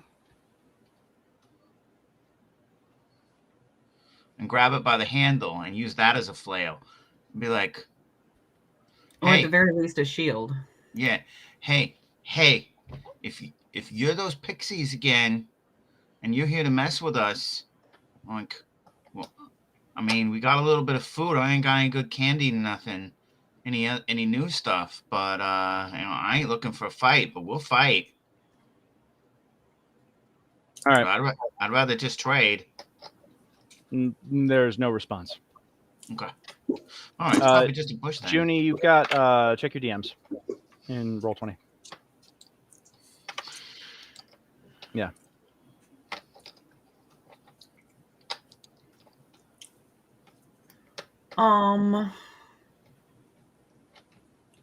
Hold on. No Googling. Ah, damn it. I don't know No what that is. Googling. I don't know what that is. No Googling. I don't know what that is. Is that a zombie thing? It sounds like a zombie thing. I know what it is. Oh, god damn it. It's a zombie thing. Guys, I think this is a zombie thing. No, it is not. A No, zombie, like a zombie bush. In game, you are aware that this is not a zombie thing, but that you just know that the conditions could be right for the spontaneous creation of what I just messaged you. Okay.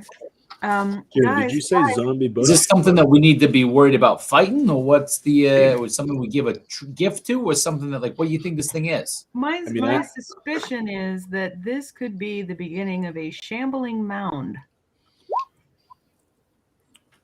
Shambling mound. That doesn't sound. That What doesn't is a sound shambling good. mound? Like, do we? I know, of course, exactly what it is. Do I at 18? Kind of 18. Do I know what a shambling mound is? What's your nature bonus, Tony? Do you have a bonus on? My nature bonus is the same, +3. Okay. Yeah. You've heard of these things. I will say that with an 18 that you've heard of them, that they tend to be giant animated or sentient plants that are kind of like Venus flytraps, but man catchers. Okay, But so like, we should steer clear of this bush. Well clear. Potentially. Should we do some weed whacking here? Like, is this dangerous for other people on the path? Yeah, I mean, because it seems like it could catch good guys just as well as it could catch bad guys. I mean, we can probably. Yeah. So why don't we just like plunk it from how far away is it? I mean, we got plenty of range stuff. Are they weak to fire? I mean, How it's far- green, but How far away is we? I will say that you guys have noticed this, and you're probably about a good 40, 50 feet away from it when you notice it. Okay. Kassan holds out his hand, and a giant glaive materializes in it. Then I'm gonna The giant hockey stick. Yeah. I'm gonna Nice. use my my concentrate, my cantrip to create a bonfire. It's got a range of 60 feet, so I can put it right where the mound is. Okay, you're gonna do a bonfire. Yep. Okay. Let me see here. Let's get the party started. Well, it is an inanimate object, so therefore it gets no dex save. It takes a little bit of time and concentrated effort, but eventually the fire dries the plant out enough, or the bush out enough for it to catch, and it eventually goes up in a full blaze. No reaction, no. Now we got a burning bush on our hands. Hey, careful. That's how you start religions. Yeah. I am the voice of Saint Yeg. No. Uh-oh. Kneel Is that a before good thing the or a bad thing, Miggy?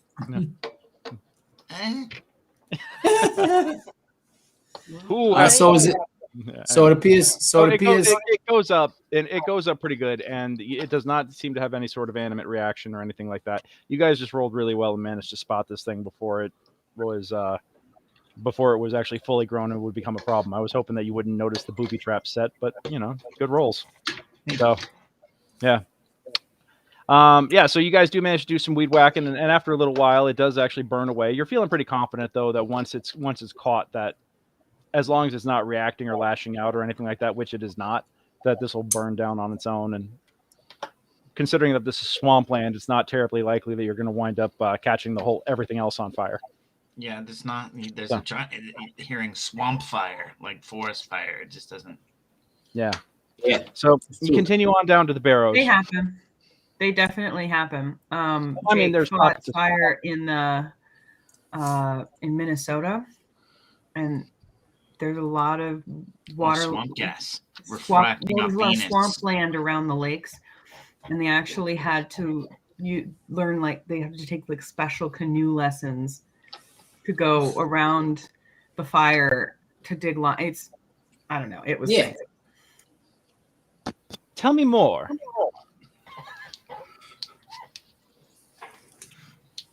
All right. Anyway, so you, thank you for that, Lauren. I was actually going to let it go, but now that you're saying that, I'll keep that noted for next time. I'm just saying it can happen. Yeah. And if you In the if you're wrong telling right me it conditions. can happen, I will absolutely make sure that it happens at some point. All right. So you continue on, and at this point, the journey to the Barrows goes on uninterrupted. But with the delays and everything, you know that you're going to have a reduced amount of time down there today. But you get in, you lower yourselves down. You've all gotten to be proficient enough in that we'll say that you could do it without issue. And yeah, let's go on ahead. And have I really just had you guys sitting on somebody's player token as an image? Really? Oh no, from the battle map from last time. Got it. Yeah. All right. Well, in that case, let's go on ahead and bring it on in. You lower yourselves down into the Barrows. The silence once again is oppressive. And let me. Oh, that's right. I don't have that window open. Kassan, do you still have your glaive up? I do, yes. Okay. Do you guys want some light? Well, I actually don't need light anymore. Ooh. Does anybody else want light? Yeah, I could use light on my shield. Okay. Who's got the moon touch short sword? Tony does. Tony, who's currently muted, was flailing that thing around. Yeah, I think I was just saying we had like a bag. I figure it'd probably go in the Frankie. Makes probably the most sense in terms of Okay. So no one's carrying the moon touch short sword. Got it. All right. So we're giving light to Miguel. Yep. Putting the light spell on the shield. Got it. And then who else? We got my glowing balls, but I also Owl Capone. I had him swoop down in there and take a look around. He's got dark vision for 120 feet. And I'll take some light as well, please. Okay. And what are you casting light on there, Vicky? Or what are you going to light? I would like to cast light on my alligator eyeball necklace. Ooh, yeah. All right. That sounds fun. Squishy. Well, no, right. June is Junie's Greg, do you need to assign gotcha. different sight abilities to our tokens? I'm doing that right now. Okay. I've got dark vision up to 120 feet, normal and magical. Samesies. Oh, 120. Okay. Well, I don't know if mine's 120. Mine is. Well, no, but Kassan's 60. is. Yeah, mine is 60. Oh wow, you fancy! I'm fancy. I'm super fancy.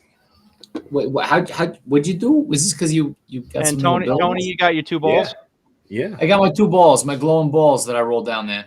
All right. Yeah, Tony, my that patron I told you about, he's decided that after the whole dragon incident that he's bumped up my pay grade a bit. That's why I got this giant magical glaive now. Looks I can see fantastic. in the dark. And yeah. Who's this patron? So you went Hexblade. I don't know. He's my like great friggin' great way back in the day made a bargain with something from the Shadowfell, I guess. Oh. And he didn't just bargain himself. He's like, yeah, my whole family line. So we all, Oh wow. the Jonar is here. We carry around that quarterstaff for a while. And Gotcha. eventually it starts glowing when it's almost our time to start doing whatever. And then if you kick enough ass, you get the coolest stuff. Oh, nice. Yeah. Well, it's not like we got to worry about with, like this bad stuff happening down here, right? It's like Down here, no, it's not like it's a very not like gonna make what's the word? skeleton or something weird. It's not gonna take you away from being a Toro Tony. No. It's kind of a capricious entity, I guess. It just Oh, gotcha. It Yeah, just wants to this will see work. what we do with the power it gives us. There's no Okay. there's no strings attached. I don't Gotcha. know how it works. I just know that it's like I get to do what I want with it. So Man, I like a really good capricious salad. Yeah. It's caprese, but you know, I know what you All meant, right. Miguel. Yeah. Where do you guys want to go? Capricious about Give the me caprese. who is anybody in heavy armor? nah. Nope. All right. Then let's do a group stealth check, please.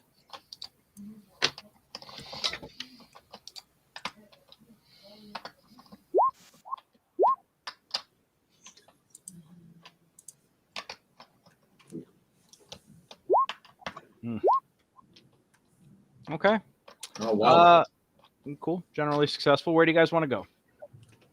I think we were one that had hadn't taken Al Capone to kind of got away, but I think we wanted to go try and head back over where the that blessed area was, right? We had those other two rooms. Oh, that's right. The quiet crypts. Yeah, the ones that I pulled down the wall on. Got it. Yeah, you actually, Miggy, you took the time to bless that room, right? Oh yeah. All right. Hold on one second here. I mean, I specifically did the. That's right. You had, and you guys encountered the giant rats in that space. So you're gonna, we'll start you guys back there. How about that? Let me go on ahead and put you guys. So you do manage to get back over there safely and quietly. You back in this space. It still actually feels kind of resonant with the blessing of Saint Yig. Thanks to Mickey's efforts.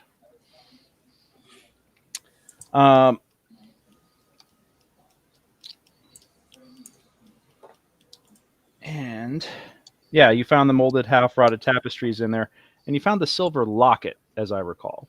Yes. Mhm. Yep. Yep. Got it. All right. So now, if you're back here, where do you guys want to go back down and check out the other two rooms that are in the order here? Yeah, that sounds like a good idea. All right. Cool. All right. So if you come back out into the hallway, you have the two other. Which of the doorways do you want to do next? Do you want to do? Oh, we'll just do this next one right here. Yeah. Got I think that's what we were thinking. All right. Hold on one second.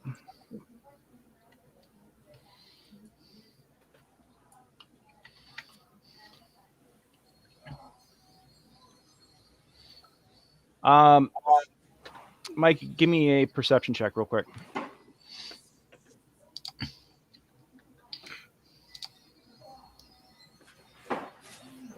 Man, I'm rolling just like 10, 9, 11, 10, 9, 11. But a 15 though. Yeah. As you approach this room, I will tell you right now, as you approach this room, you get a really just bad feeling. Hey guys, Yeah.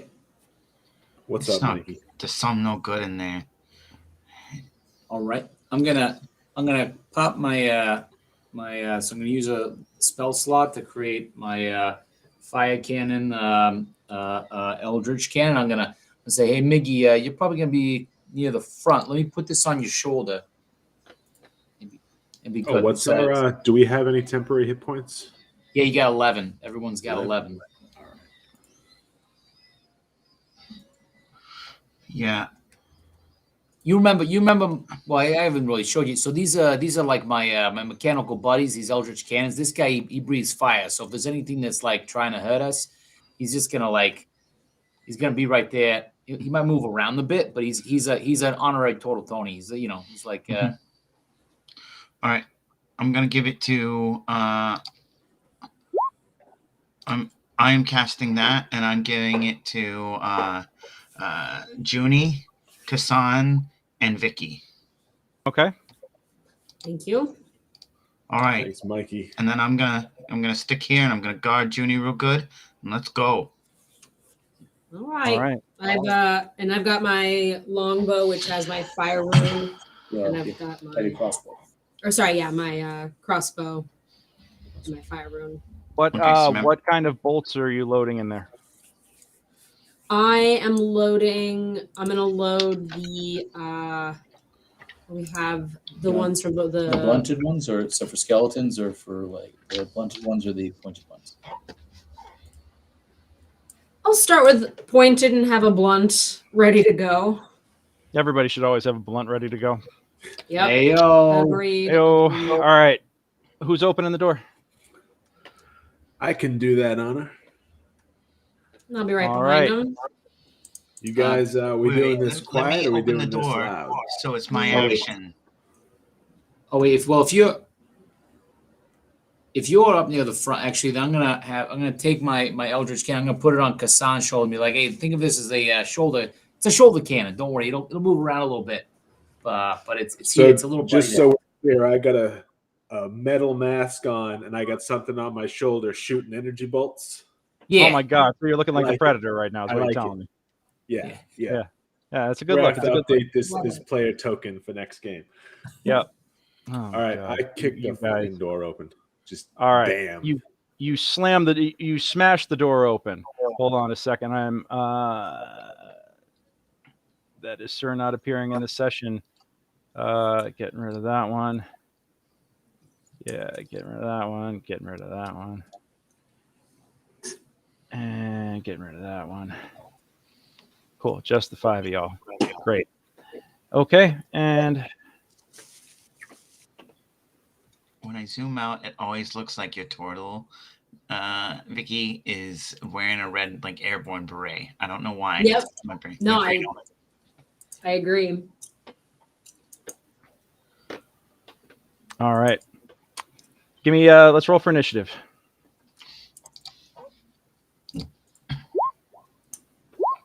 Ooh, there we go. Oh, good. I did have myself clicked. Only you got a didn't have an 19. initiative It was at table up. saved. I forgot to do that too, but yeah. 7, Vicky. Is Got it an 8. is it the number on the right, the box value, or which? The wrong I thing. think that's supposed to. You can take the 8 if you want to, DM. I pressed the wrong button, so. It's all good. We're going to take the 8. All right. So you kick the door open. And with the glowing light suddenly shedding into the room, in this room that hasn't seen any sort of living occupant in the gods have forgotten how long it's been. I will tell you that this room you see crypts. Actually, give me a strength check because I forgot that this is actually a locked door. It actually makes the notification that this is indeed a locked door specifically. So give me a strength check to smash it. Well, this probably is not going to go well. Give it a shot. As advertised. All right.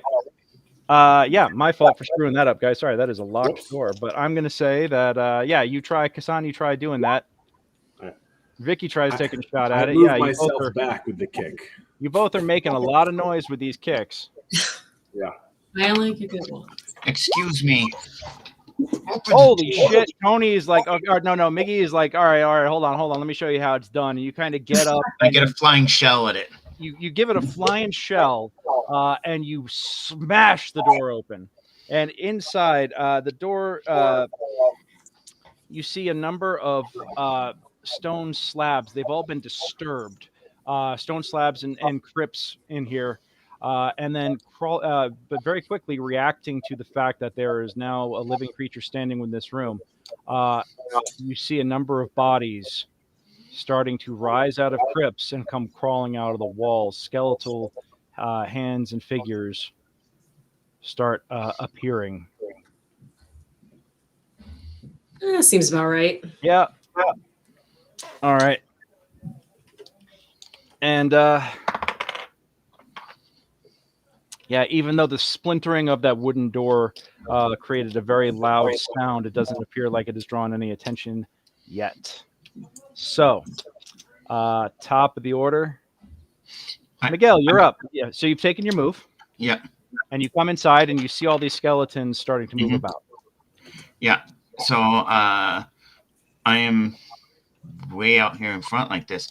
I'm going to cast spiritual weapon. Okay. And then bang. So it hit. So it appears, and then I come out over here, Okay. and then it's smashing this guy. Smashing that guy. All right, go ahead and roll your attack. It is 16 for 6 damage. 16 for 6 damage. That is a hit, a palpable hit. Yeah, that's do we remember these guys as being resistant to fire or anything now that we've seen them? What do we These, know about these guys? give me a religion or arcana check, whichever is higher.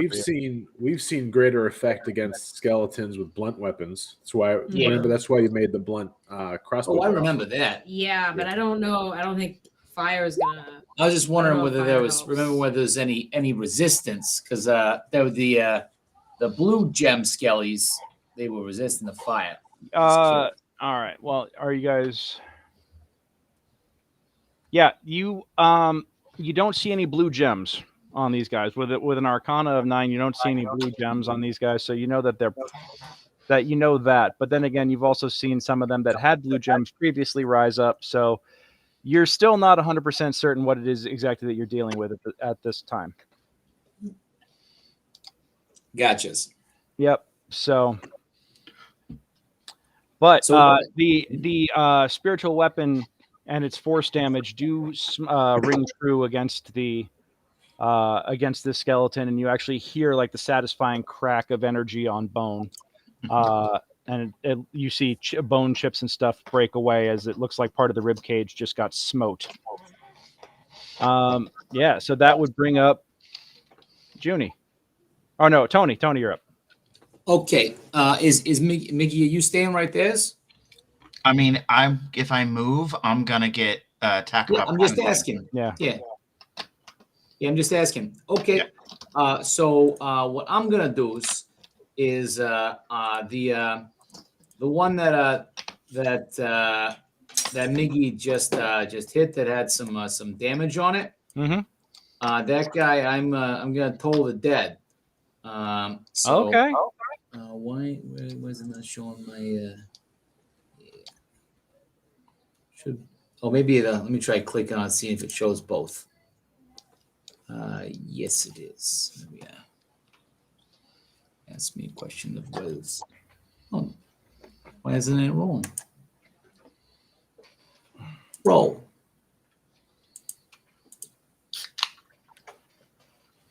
Oh, interesting. I do a submit input value. That's interesting.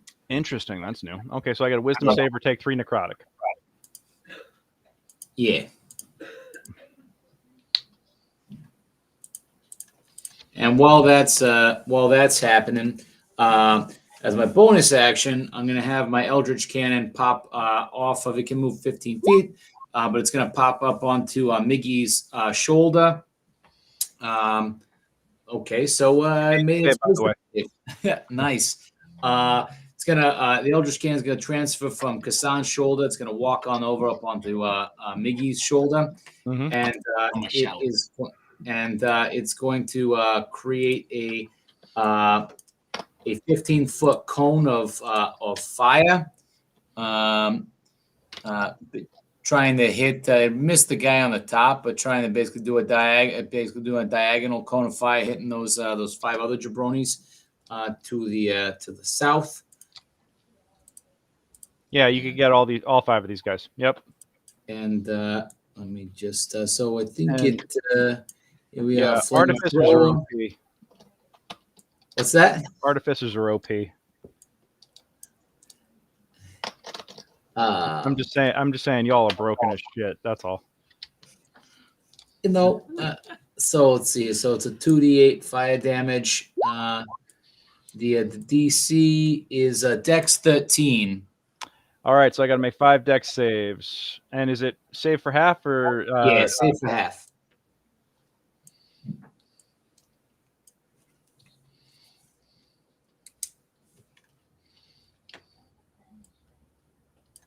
It's not so hard. I mean, Dex 13 save.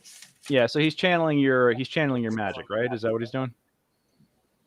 I used So what it's doing is, I mean, it exists for an hour, and it's its own something, but I had to expel a spell slot since I've already used my one for my one natural for the day to create it. I'm just trying. I'm just trying to. Because this is a particular. Yeah, that's right. You're an artillerist. Yes. Yeah. Okay. Because I was just like, I don't see this ability on Homunculus, but that's fine. It's all right. no. That's This is my This is. All right. So 3 fail, 2 make it. Gotcha. So whoop. Whoa. Not in that direction. Well. You know. All right. So this Barnaby, come on. Guy's gonna take 5. Hearing a lot of echo. This guy's gonna take 5. This guy's gonna take 2. This guy's gonna take 2. And then this guy's gonna take 5. 1, 2, 3, 4. And then It sounds like Fire's doing just fine. So I'll say Fire's working great, guys. FYI. I don't have no fire damage. Yep. All right. So. All right. There we go. That's the one. Okay. Cool. Yeah. Alrighty. Let me just.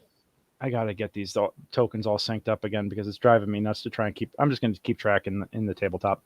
Okay. Yep. So yeah, they whoosh, and you actually do see the 3 skeletons in the front kind of take the brunt of it, and anything that was organic still left on them burns away, and you could see their frames starting to char, and the necromantic energy holding them together starting to fizzle and sizzle as they kind of shudder in this furnace blast that they are struck by. That would be the end of Tony's turn, which means next up it's Vicky, cousin Vicky. Oh no, Junie. Why are you Junie not in the damn turn order here? Okay, so I have to use D&D Beyond for the turn order. Oh, All sorry. right. It's okay. Junie, you're up. Okay. So I'm looking at line of sight here, and I'm having some trouble with it. Which because I've got people in the way. Yeah. So we're gonna do that. I'm going to do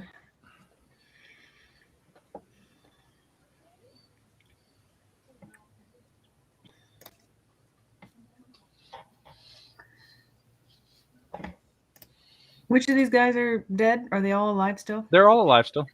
Yep. Okay. Pick one. Then we are going to do a cube. 5 feet by 5 feet. Right here, concentrated between these 3. Okay. Of cloud of daggers. All right. Junie. And they need to. Oddly enough, I'm amazed, but Dex is actually a good save for skeletons. Who knew? I guess because they get less to hit. They're going to take 4d4 slashing damage when they enter the area for the first time on a turn or start their turn there. Okay. Yeah. 5 feet on each side. So you're putting. Got it. All right. So these guys are gonna start their turn in that cube. So that's when So they take will that all damage. take 4d4. This buzzsaw of daggers just appears, and that damage will hit on their turn. So you're in the middle of conjuring this up. Yeah. There is no saving throw. Yep. They're just fucked. Yep. Copy that. And I will let you sit it just like right there in the middle of them.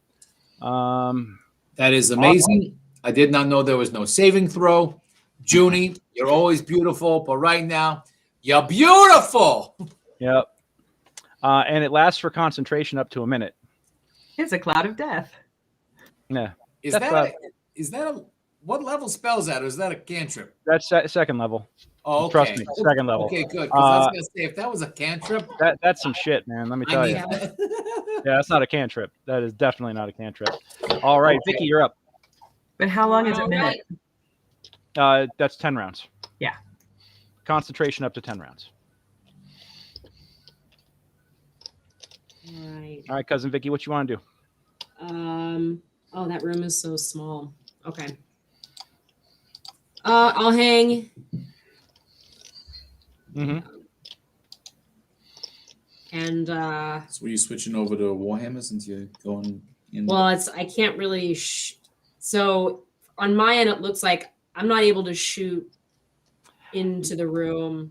It would be. I mean, you could get a clean shot on this dude right here, but Okay. you know that blunt weapons actually do double damage against skeletons. You know that your Warhammer you'd go in and just start mopping the floor with these fools. So yeah. You could probably reload your swap out your bolt. I think for now I'll try out my Warhammer going in. Okay. Cool. Passing by the one here, this guy just completely whiffs on you. And yeah, go on ahead and give me an attack. And was it with advantage? No. Mm-mm. Yep. Oh yeah. All right. Are you doing two-handed? Yes. I don't have a shield. Which one are you cracking on? Are you cracking on this guy or this guy? I'm gonna crack on that guy. Yeah, you literally just swing your Warhammer around once, twice, and just railroad spike the guy into the ground, turning his calcified body into just a fine white mist of just poof, just utter destruction. There you go. Yep. Did it hit? I think it hit. Yeah, I think you got him. I think you got him. So, yep, that one is toast. And it is now Kasan. All right. Kasan's going to move up here. And, okay. Let's see. How many hit points does this guy have? 7. All right, I'm going to attack him. All right. You're going to let Mikey soften him up for you? Is that what's going on? All right, that's 16 that hits. 16 hits. All right. AC is It's gonna 13. do 10 slashing. slashing. That's magical slashing. Magical In case slash. it matters. Yep. And he was at 7, so that'll take him down. That takes him down. All right. That is And I'm gonna do a another one fist. that you literally just split it between you and the spiritual weapon behind him. The two of you just hack this thing in half. And then I'm going to go over Mikey's shell, coming down to the butt end of the glaive on this guy right here. Okay. Nice. Very nice. Love to see it. Love to see it. All right. Yep. And this is going to be blunt damage. Okay. Pass that blunt. That's 10 5. damage. Yeah, you actually like break its spine, and it crumbles. You just kind of like take the butt of your take the butt of your glaive and stab into it with the base of it, and you actually just hit it right in the vertebrae, and you just with this sickening crack, it like a falling tree, the top of it just falls off and shatters on the ground. Yeah. Gorgeous. And you had an extra D4 to hit. Not Yeah, that you also have an extra D4 because of bless. Not that you guys need it right now, Is but that's on every roll, or do I have to choose it for a roll? Nope. I forget. That's on every roll. Every roll per All minute. right. Yep. All right. All right. The yeah. bad guys. I will sit right here where I am. Yeah. 1, 2, 3 bad guys are dead. 3 more start their turn in a cloud of suck. Roll that damage. Roll that cloud of dagger damage.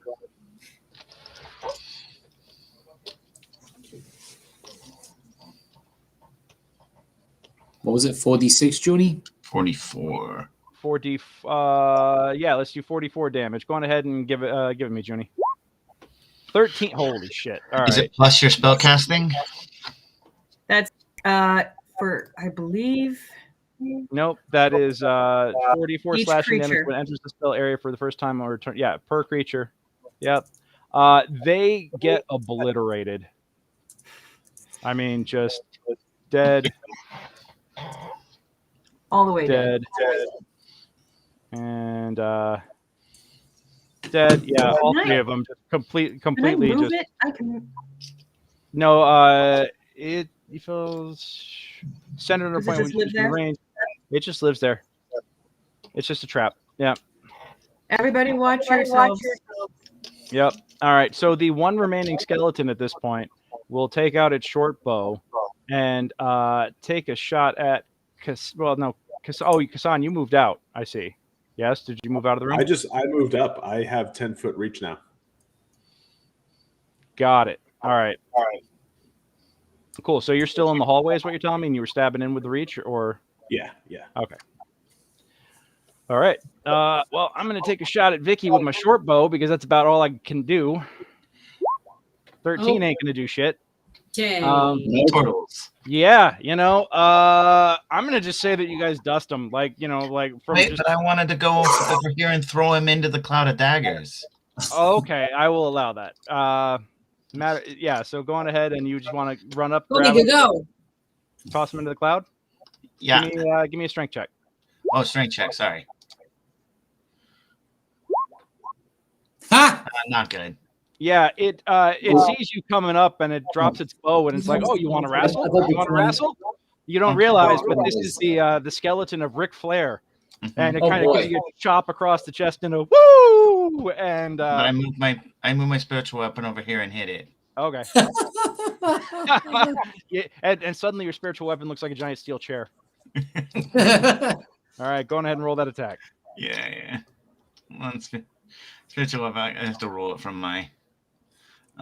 It's D. So that is just a. Anyway, I don't know how to roll that. So just D20. 12, 17. Does it show up 17 on hit. your 17 Does it hits show up and- on your action sheet as an attack you can make? No. So that's 7. All right, 7 points of damage. It is still standing, but it kind of stands there, just like having had its bell rung by the steel chair. Mm-hmm. Actually, do you literally make it look like a steel chair? I wouldn't know what a steel chair is, but yeah. Okay. I'm going to say that then I'm going to say that it doubles as bludgeoning damage as opposed to slashing, and yeah, you definitely destroy it because it was always a flail, like my flail. Yeah, got it. Well, it just there we go. Yeah, you guys, you're going to wipe the floor with them in a second anyway, so no big deal there. All right, so yes, you have you cleared this room of the skeletons, that the unholy skeletons that were living in or existing in this space. Yeah. Junior, are you able to? As the silence settles back down, you don't hear any other movement around. Nothing coming towards you. Nothing. You don't hear anything. Junior, are you able to dispel that cloud of daggers, or do we just have to wait? I think if I just stop concentrating. Oh, gotcha. Yep. So you stop concentrating on it, and it Fancy. disappears. So, Miggy, are we able to bless a room like this? Should we just search it, or what? If it's, You if should it's start next door to searching, and I'll start working on consecration again. All right. Give me a round of investigation checks, please. Nope. All right. Let's see. Vicky, Kasan, you guys are like, you realize before you don't realize it, but you're looking more at the bodies of the skeletons than the room itself. Mickey, give me a religion check. Oh. And you're a little wrapped up in actually doing your religious rites and stuff like that to try and cleanse this space. To then do any sort of investigation. But Tony and Junie, I will tell you this: you guys did manage to find some loot. Oh, really? Okay. Hold, please.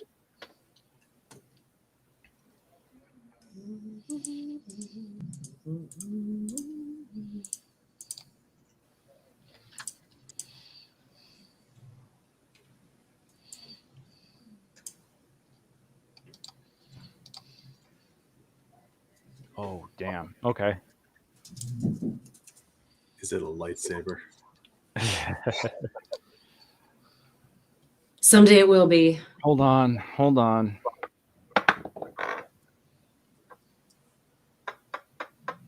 Okay.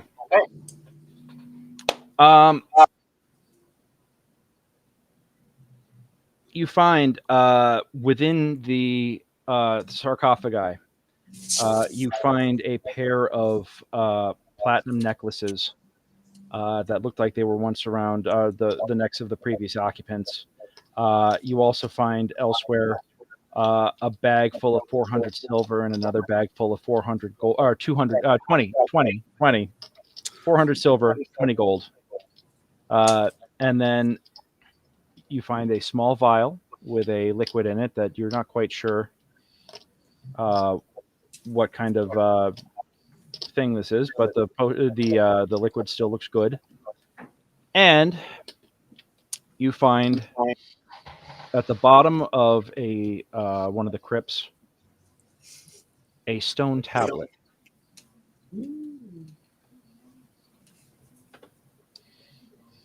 Is there anything on the like written on it? Yes. Thou shalt not consume Zaz without heating them in a peat oven. Can we read it? Do we recognize the language at least? Yeah. You guys want to take a minute and try and read it? I'm fine with throwing it in the bag and leaving, but I don't know nothing Well, about no. Give me Make sure we're not like give setting me something. religion checks, both of you. Me? Whoever's reading it. Oh, mm-mm. You're having a hard time deciphering the script. Okay. This is a. It looks to be a not good tongue. Let's put. Oh yeah, Miggy, you recognize this as something very, very evil. So it's not common, deep speech, draconic, elvish, goblin, or undercommon. Say that one more time. So it's not common, deep speech, draconic, elvish, goblin, or undercommon. Correct. Okay. Anton, with your religion check, you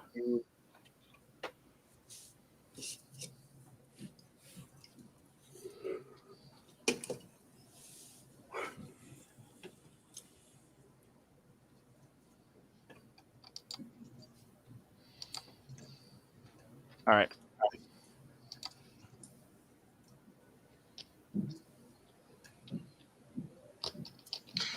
Okay. I said, can I see that just for a second, real quick? Yeah, of course. Yeah, I smashed it on the ground and I hit it until it breaks into dust. Miggy, you can tell me if stuff is bad. I'm gonna break it too. You know, I don't mess around with the bad stuff. Yeah, I You don't. know what that was? It's not good. Yeah, it's not good, and it's one of those things that you don't want to think about it because thinking about it can you can't. Gotcha. I hear you. I'm Don't picking up think what about you're it. saying. Don't think Yeah. about it. Yeah. Are you Shall we look at saying the if next you read one? it, something bad happens to you? No. I saying believing in a thing can make the thing real, and dead gods are better left dead. Mm-hmm. So like Niktu, Varak. No. Stop trying to understand it Okay, gotcha. and just listen to me. Oh, I'm You listening. don't want to think about it anymore. So go think about something good like pizza or something, like pizzas or something. And I open up my bottle of holy water and pour it and make a circle around the tablet, Mm-hmm. and then start spritzing the rest of the room, trying to consecrate it. Okay. Give me an insight check real quick, Tony. Okay.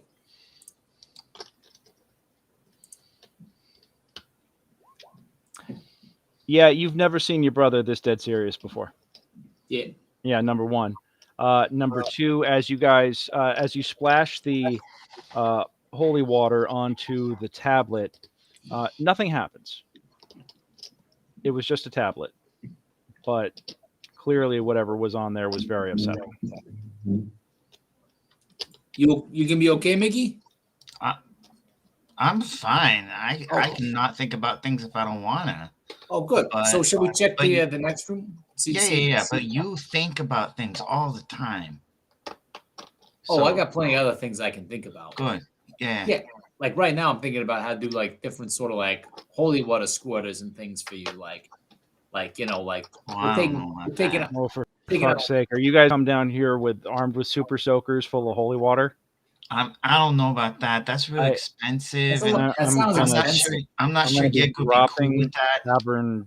caverns on you. I'm going to, no, just No, it's more like a holy water sprinkler. Like like Palm Sunday Mass. yeah, Yeah, I got it. All right, so just like you got to get everybody up in the balcony, like So- honey cake, like the Yeah. honey cake effect. Son of a bitch. All right, yeah. All right, way to bring it back around. I like that. All right. We'll, So, yeah, pop on stealth. after smashing the hell out of that, give me another round of stealth checks. Sure. Because you guys are trying to proceed quietly, because the deeper that you get, the more dangerous it's going to get. Yeah, you're feeling a little cocky. You guys are definitely feeling a little cocky at this point, but Hey, for whatever reason, you still have not attracted the attention of things. so I don't have. There's no dedicated ceremony for consecration, but so should I tick off a spell slot? You want to burn a spell slot? Yeah. What level? Level for ceremony. Yeah. Just the level 1, because using the holy water as the focus and everything. Just trying to do what I could to consecrate that room. Just counter some of the evil there. Ooh, this will be fun. Give me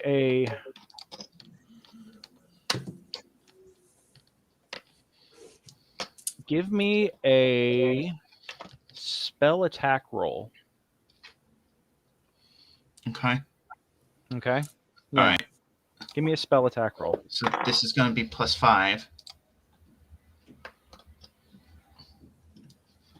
Oh, sorry. I clicked it in D&D Beyond instead of here. It's okay. So that's going to be +5, so 23. Shit. All right. Well, I rolled a 19 for my quote-unquote armor class, but I will tell you this. From the mouths of babes, or in your case, hatchlings, sometimes the power of a true believer can overcome even the darkest of evils. And you all watch quietly as Miguel sits for a moment and prays. And his faith is so pure that you actually feel a holy light radiate from him for just a moment. And suddenly, it is as if a layer of grime on this room has burned away. And this space is quiet again. The desecration has been healed, at least for this little corner of the dungeon. Nicely done, McGee. I'm sorry we had to smash you, but hopefully you're resting now. Yeah. All right. So should we see if we need to put some more rest, make some more things, be able to sleep easy? Yeah, let's do it. Yeah. All right, you guys are going to go down to the next door? Yeah. All Let's right. check and see if it's locked this time. Who's investigating? Tony, you're the smart one. Ballsy of y'all to go in here without a rogue is all I'm saying. Let me. Got an I honest- got, we A don't lot need of no doors. rogue. Hey, mean, do you I've know got- where that mystery key goes to? if I have thieves' tools, does that mean I'm proficient in lockpicking? No, you have to have proficiency in thieves' tools. You could buy thieves' tools, but you have to be you can use them to try and pick a lock, but you don't get to add your proficiency. Right, but- bonus. Well, I get. Yeah, but I've got tool. Like as an artificer, you've got proficiency in a number, or you have. I don't know if it says proficiency, or you've got basically a number of different types of tools. Also, I got a sledgehammer if the door's too locked. Yeah, true. The ultimate All right. lockpicking Well, hold on a tool. second. Just- Let me I'm look. just I'm curious. gonna pull up your sheet real quick, and I'm just gonna check it because you might have that proficiency. Let me just campaigns. Oh, holy water flask is gone. Yep, that's one down. Tony, where'd you go, Tony? Oh, here you are. Anthony, Tony the Tool, total Tony. Hey, yo, hey. All right. You got you got crossbows, you got short swords, you got claws, you got an eldritch cannon. Eldritch cannon. Flamethrower, force ballista. I really need to reread Artificers. Holy shit. It's been You gotta choose which one you're using. whether with thieves' tools or artisans' tools in hand, you magically create one set of non-magical artisans' tools that vanish when you use. Okay, so you got the right fuse for the job. Well, that's if I need to take an hour. Like if I need another set of tools. All right. I was just curious. You are proficient with thieves' tools. Yeah. Look at the nimble fingers on this guy. All right. Yeah. All right. I'm gonna give you guidance while you're doing it. So Guidance. so is this Screw you, internet, who says it's a terrible cantrip. Did we check? Is it locked? Oh my God! Whoever says guidance is a terrible cantrip is an idiot. Sorry. No, it's like it's handy as hell. You just have to use it right, and the way to use it right is to spam it. Yeah. I'm yeah, just did we saying. have this locked? So did we check and see if it was locked? Is it locked? So you're gonna try and open the door? He was It checking is- to see if it was locked. Yes, Not- it's locked. Oh, gotcha. So I'm gonna try and pick the lock. Yeah. So that All would right. be so it'd be a roll plus proficiency plus guidance, right? Plus the D4. Yeah. Yep. Yeah. D20 plus proficiency plus your D20 plus proficiency plus guidance. 1d20 plus 2 plus 1. 1d4. All right. High or low? Low. Low. Okay, you do not break your lockpick. But you are messing with it, you're messing with it, and you felt like you almost had it, and then you realize that you got the tension arm and it's about to break, and you pull out, and you're like, no, it's still locked. I'll give you one more shot, but the DC's going up. Tony's real good at pulling out.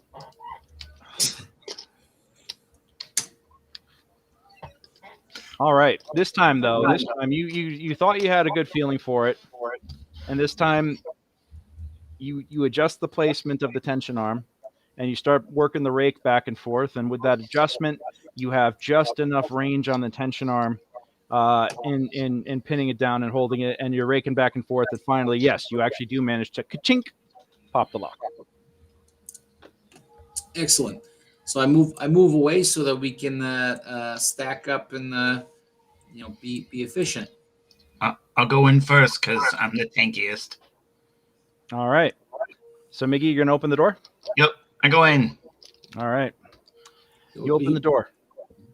This space, I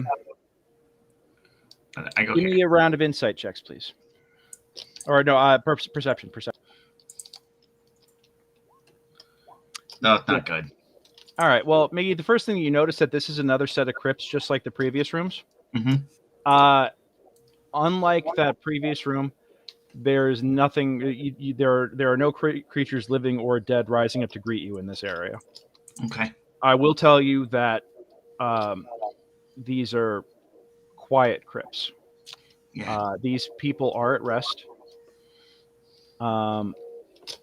And Tony, with a 23 insight, you do happen to see a skeleton resting in a crypt that has a pair of bracelets on its wrist that seem to be made of fine metal. And Kassan, you notice scrawled on like some sort of scrawling on the wall, looking like in charcoal. It looks like faint runic script in charcoal, kind of wall to wall, just written across things. But it's very faded, even with your devil's sight. It's very faded, and it doesn't look like you'll be able to decipher it. But yeah, time has basically worn that away. And it smells musty in here. Like no one has breathed this air probably in centuries. Do we know, like, can we read on these crypts at all? Like anything about them? Like, Well, as I mentioned, the runic script that kind of decorates the space is so faded at this point that you got the barest impressions of it. yeah. But it's not enough there to decipher what it actually says. And on top of that, in addition to being a runic script, it's one that is unfamiliar to you. Gotcha. It is the language of whatever culture this was that was here long ago, before the Barrows became cursed. Gotcha. I mean, probably not a good idea to go in these crypts that are sealed, right? That'd be kind of rude, right, Miggy?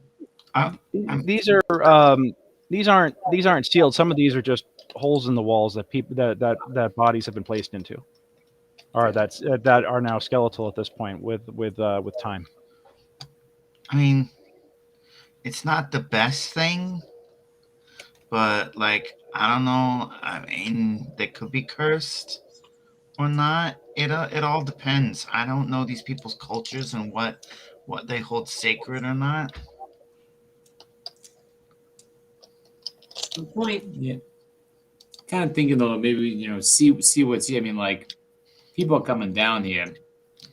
Look, we've already unlocked it, and like I don't know. You do what you want. I'm not gonna take it, but I'm not gonna tell you what Like this is a what would Frankie do sort of situation. I think Frankie would take the bracelet. Yeah, I'm gonna go look out. Yeah.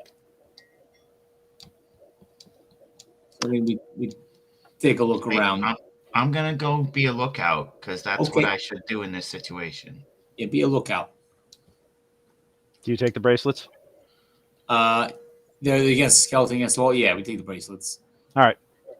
Find bracelets. Yep. Miggy, give me a perception since you're back out there.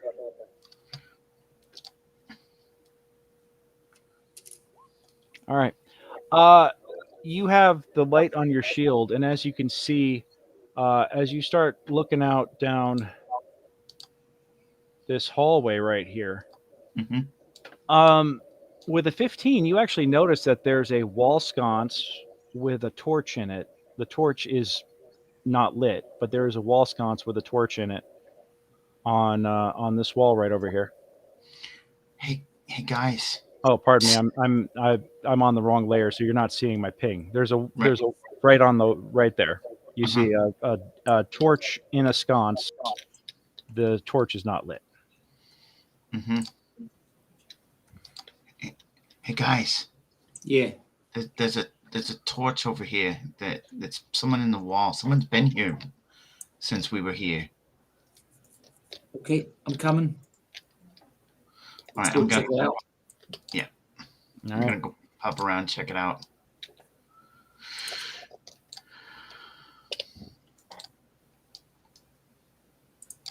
And I'm moving this so the folks watching at home can catch on. All right. And Miggy, as you notice, they're kind of evenly spaced. You see sconces all down the wall.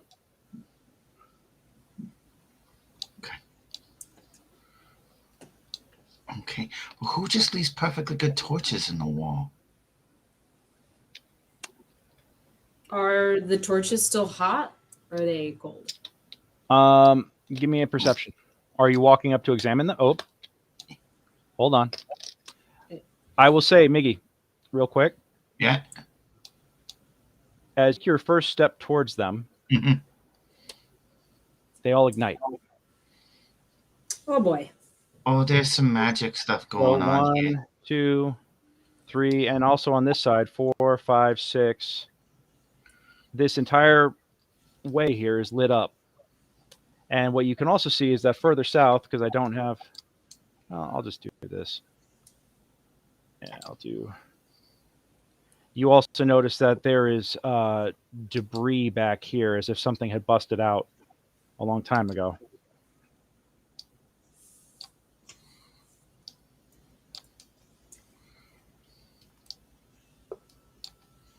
But yeah, those torches all ignite as you start walking down the pathway, or as you approach. Hey guys. Yeah. I think we should do the thing where we get ready in case there's going to be a fight real soon. Yeah, I agree. Copy that. Give me a round of wisdom checks.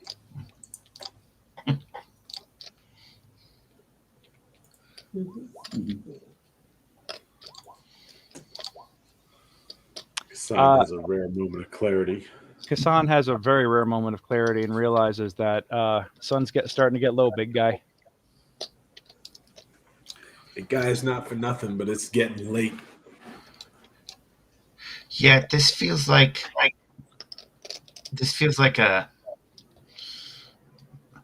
like maybe we shouldn't go ahead yet. Not without Frankie. This feels like a not without Frankie moment. Are we able to mark where we are so we're easily able to come back? Well, we should start figuring out how you guys are doing this mapping. What song are we doing? Well, I literally have a hand-drawn map. Yeah. It's Okay. it's in the car, but I have I have the updated rooms added to it. Okay. I definitely want to see how that's starting to look whenever you get a minute. We don't have that many rooms thus far because we basically jumped way down this and then went back. I mean, I have to go out to my car to get the whole map. Sorry, I was using it for using it as a notepad for casting too. It's all right. It is all right. By the way, Johnny, That's what we did today. Johnny is offering you inspiration for your excellent role playing. By the way, Anton. Thank Oh, you. wait. Yeah, you already had it for doing your session report from last game. But Well, then I give it to Vicky. all right, cousin Oh. Vicky feels inspired watching all of this. I do, very much so. Yeah, I'm gonna get rid of this filthy spammer here. Spam bots go to hell. Yeah, I guess we gotta get back up out. Gotta get back to the donkeys. Oh, Yeah, Mr. hold on, gotta Sandwich. reload the page. Sorry. All right. Well, as you guys are glancing about, give me a round of perception checks real quick, just as you're looking down the hallway.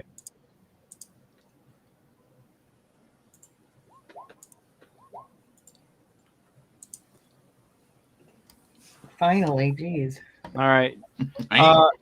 With a 18, a 19, and a 20, Kassan, Miggy, Junie, you guys are all looking at this hallway, and you see these torches magically, like come to light as someone gets close to them.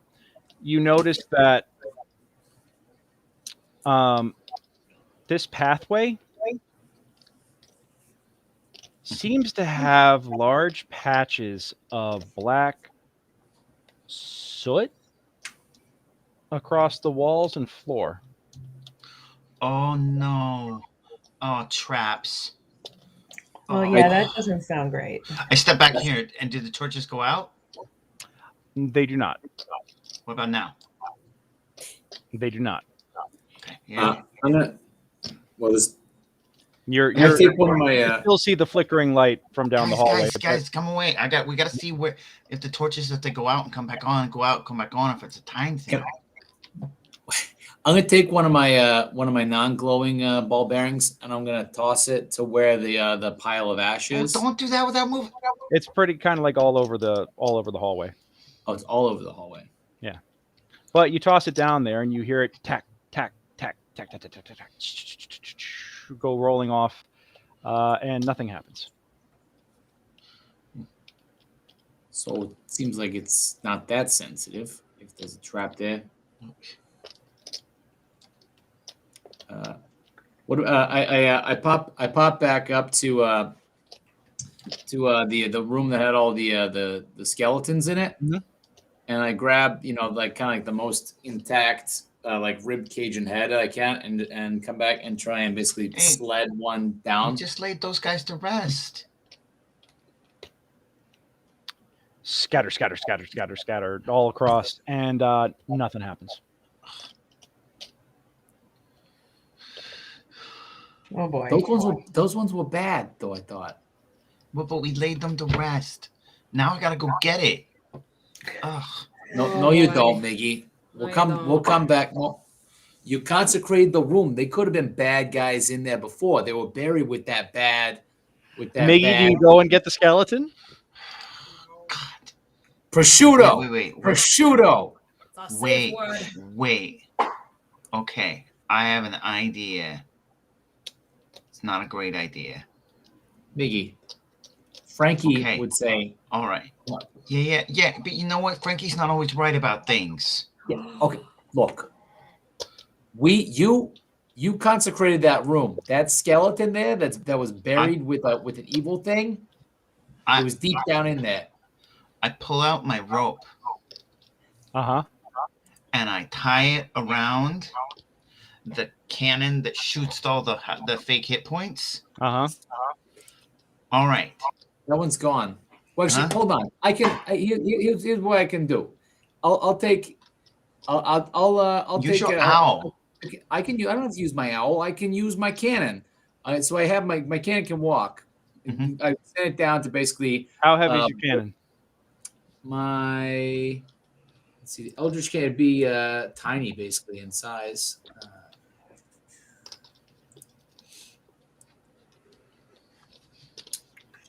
It. Just because it's tiny doesn't mean it don't have a lot of mass. That's all I That's want true. to know. So Cannon is a magical object, regardless of size. The cannon has an AC of 18 and a number of hit points equal to 5 times your artificer level, which would be 15. what the? Oh my god! All right, Yep. All right, noted. I'm gonna Yep. take this little. It is fucker not. out. It is not saying what its weight is. Okay. Well, I tie my rope around it. Mm-hmm. All right. Hey, Sure. little guy. Go get the rib cage and bring it back. Okay. High or low? I don't know. Whoa.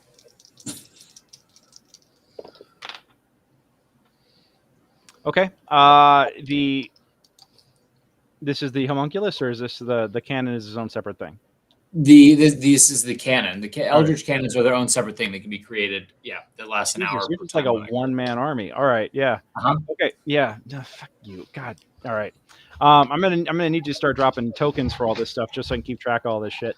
Sure. So the cannon hits the ground, skitters down the hallway. It treads pretty lightly, and it gets behind the skeleton corpse. And give me a strength check. It can also strength check for this. I can also just have it go on top of it and basically clamp on if Miggy just wants to pull it back. Okay, you want to do that? Yeah. Cool. All right. High or low? High. All right. Miggy, you start reeling the thing in, and it skids across the ground. Little bits and shavings and pieces of rib cage and stuff might get left behind, maybe a tooth, whatever. This corpse is definitely, this skeleton is definitely defiled at this point, but it doing is. my best. It's all you can do is your best. Yeah, you're doing your best. You bring it back. You kind of like give it a humana, throw a little holy water on it, and you put it back without incident. So, yeah. I'm sorry, Miggy. That was rude of me. I'm sorry. Thank you for the learning lesson. I mean, just think about it. What if it was, like our grandparents' shells? Well, yeah, but there were some pretty bad guys in there. I didn't realize that's true. There were some really bad guys in there. Okay, but what if it was grandma's shell? First of all, Grandma wouldn't get buried with some sort of evil tome about what they did, but that's not the point. Somebody just put it. It wasn't like a bad top, like a toppings Hey that was guys, just tossed on we the should people. probably just head on out of the bedroom. All right, You're I right, will Susan, give you, you're I will right. give you this. With the argument crescendoing, you hear what sounds like a howl coming from further down the Barrows, from further and down there somewhere. You hear just this ungodly scream. It sounds far off. I think it's time for a strategic retreat. We gotta go. Yeah, we gotta head back. You have to remember that pretty much everything you say and do echoes loudly within this space. I think it's time for a strategic retreat. Yeah, it's true. It's true. Okay, let's go. Let's go back. All right. Give me a round of stealth checks, because y'all might earn some overtime here. We'll see. Ooh, we might have it. We might have it. 3 9s in a row. Okay. I need one more. Who's missing? I got Miggy, I got Junie, I got Tony, I got Kassan. Who am I missing? I'm missing Tony. Oh, Vicky. All right. Hey, so as they're trying to sneak, Mm-hmm. I give Kassan guidance because he has the heavier armor and makes it hard. All right. Kassan, give me your guidance die.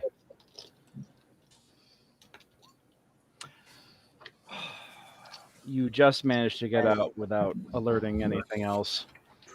And as you're quickly Thank you, heading up Mikey. the rope, you do hear the parabolic effect of something coming like a gust of wind coming through the room, swirling about for a second and then going back down deep into the barrows. Yeah, we're gonna need Frankie for that. What was that? I don't know, but keep climbing. I feel like we're gonna need some silver. All right. And yeah, because it's 10 o'clock, your trip back, you pass the smoldering bush that was once the burning bush, and it seems to be out. That's good. No swamp fire. Doesn't look like no swamp fire. I'll keep that in mind for next game, though. Yeah, but things like that means there's petroleum in the area. They don't just randomly burn, or methane. Well, hey, guess what decays and turns into petroleum? Yeah, I know. Yeah. Most forest fires are lightning caused. Yep. All right. Well, you make it back to town, and yeah, I will tell you right now that you get the bracelets appraised. The necklaces are 174 gold each. You get the potion identified. It's a potion of clairvoyance. And the tablet you destroyed, and the electrum, the bracelets that you found were made of electrum, and they are 52 gold apiece. So the 2 platinum necklaces, the 2 electrum bracelets, the 400 silver, and the 20 gold, and the potion. Yeah. That's the haul for tonight. And 7 skeletons for you guys isn't exactly much of a challenge. And the burning bush. I'm not going to rate that one as a combat encounter. You guys only get 70 XP for that. But you know what? I'm also going to give you. I'm going to give Miggy. I'm going to give you an extra 50 experience for the cleansing of the room. For successfully cleansing the room. And what's our group? 70 XP each, except you get 120. That's gonna be level 4. Nice. All righty. All right. Well, we'll go ahead and call it there for the night, guys. But hey, thank you so much for joining us, Johnny, and for anybody else that joined us in the chat tonight. Thank you guys all so much for being here. My name is DM Greg. It has been my pleasure to be your dungeon master this evening. This has been Secrets of the Barrowmaze with the Turtle Tonys. If you want to come delving into the Barrows, you can come and explore this mega dungeon too. Go to secretsofthebarrowmaze.com, sign up there, or sign up on mastermindadventures.com. I'm a professional DM with Mastermind Adventures, and this is the campaign that I run. So you too can come and play in this campaign world. And hey, you know what? If you've got an open seat, you might even get a Turtle Tony to join you one time. Hey. So we will be back next Monday, 7 p.m. Pacific. And yeah, we're just kick shell and take names, right? Now we know there's something bad here that we gotta go take care of. Yeah, we need Frankie for that. I mean, though. Now we know. I got Now about we like know. 292 more rooms of bad for you to deal with here, man. Trust me, you got plenty. You got options. You got options. All right. Yeah. All righty. Well, in that case, we will see you next Monday, 7 p.m. Same bat time, same bat channel. We hope you will join us. Until then, hope you have a great week and roll them 20s. See you next time, guys. See Good ya. night.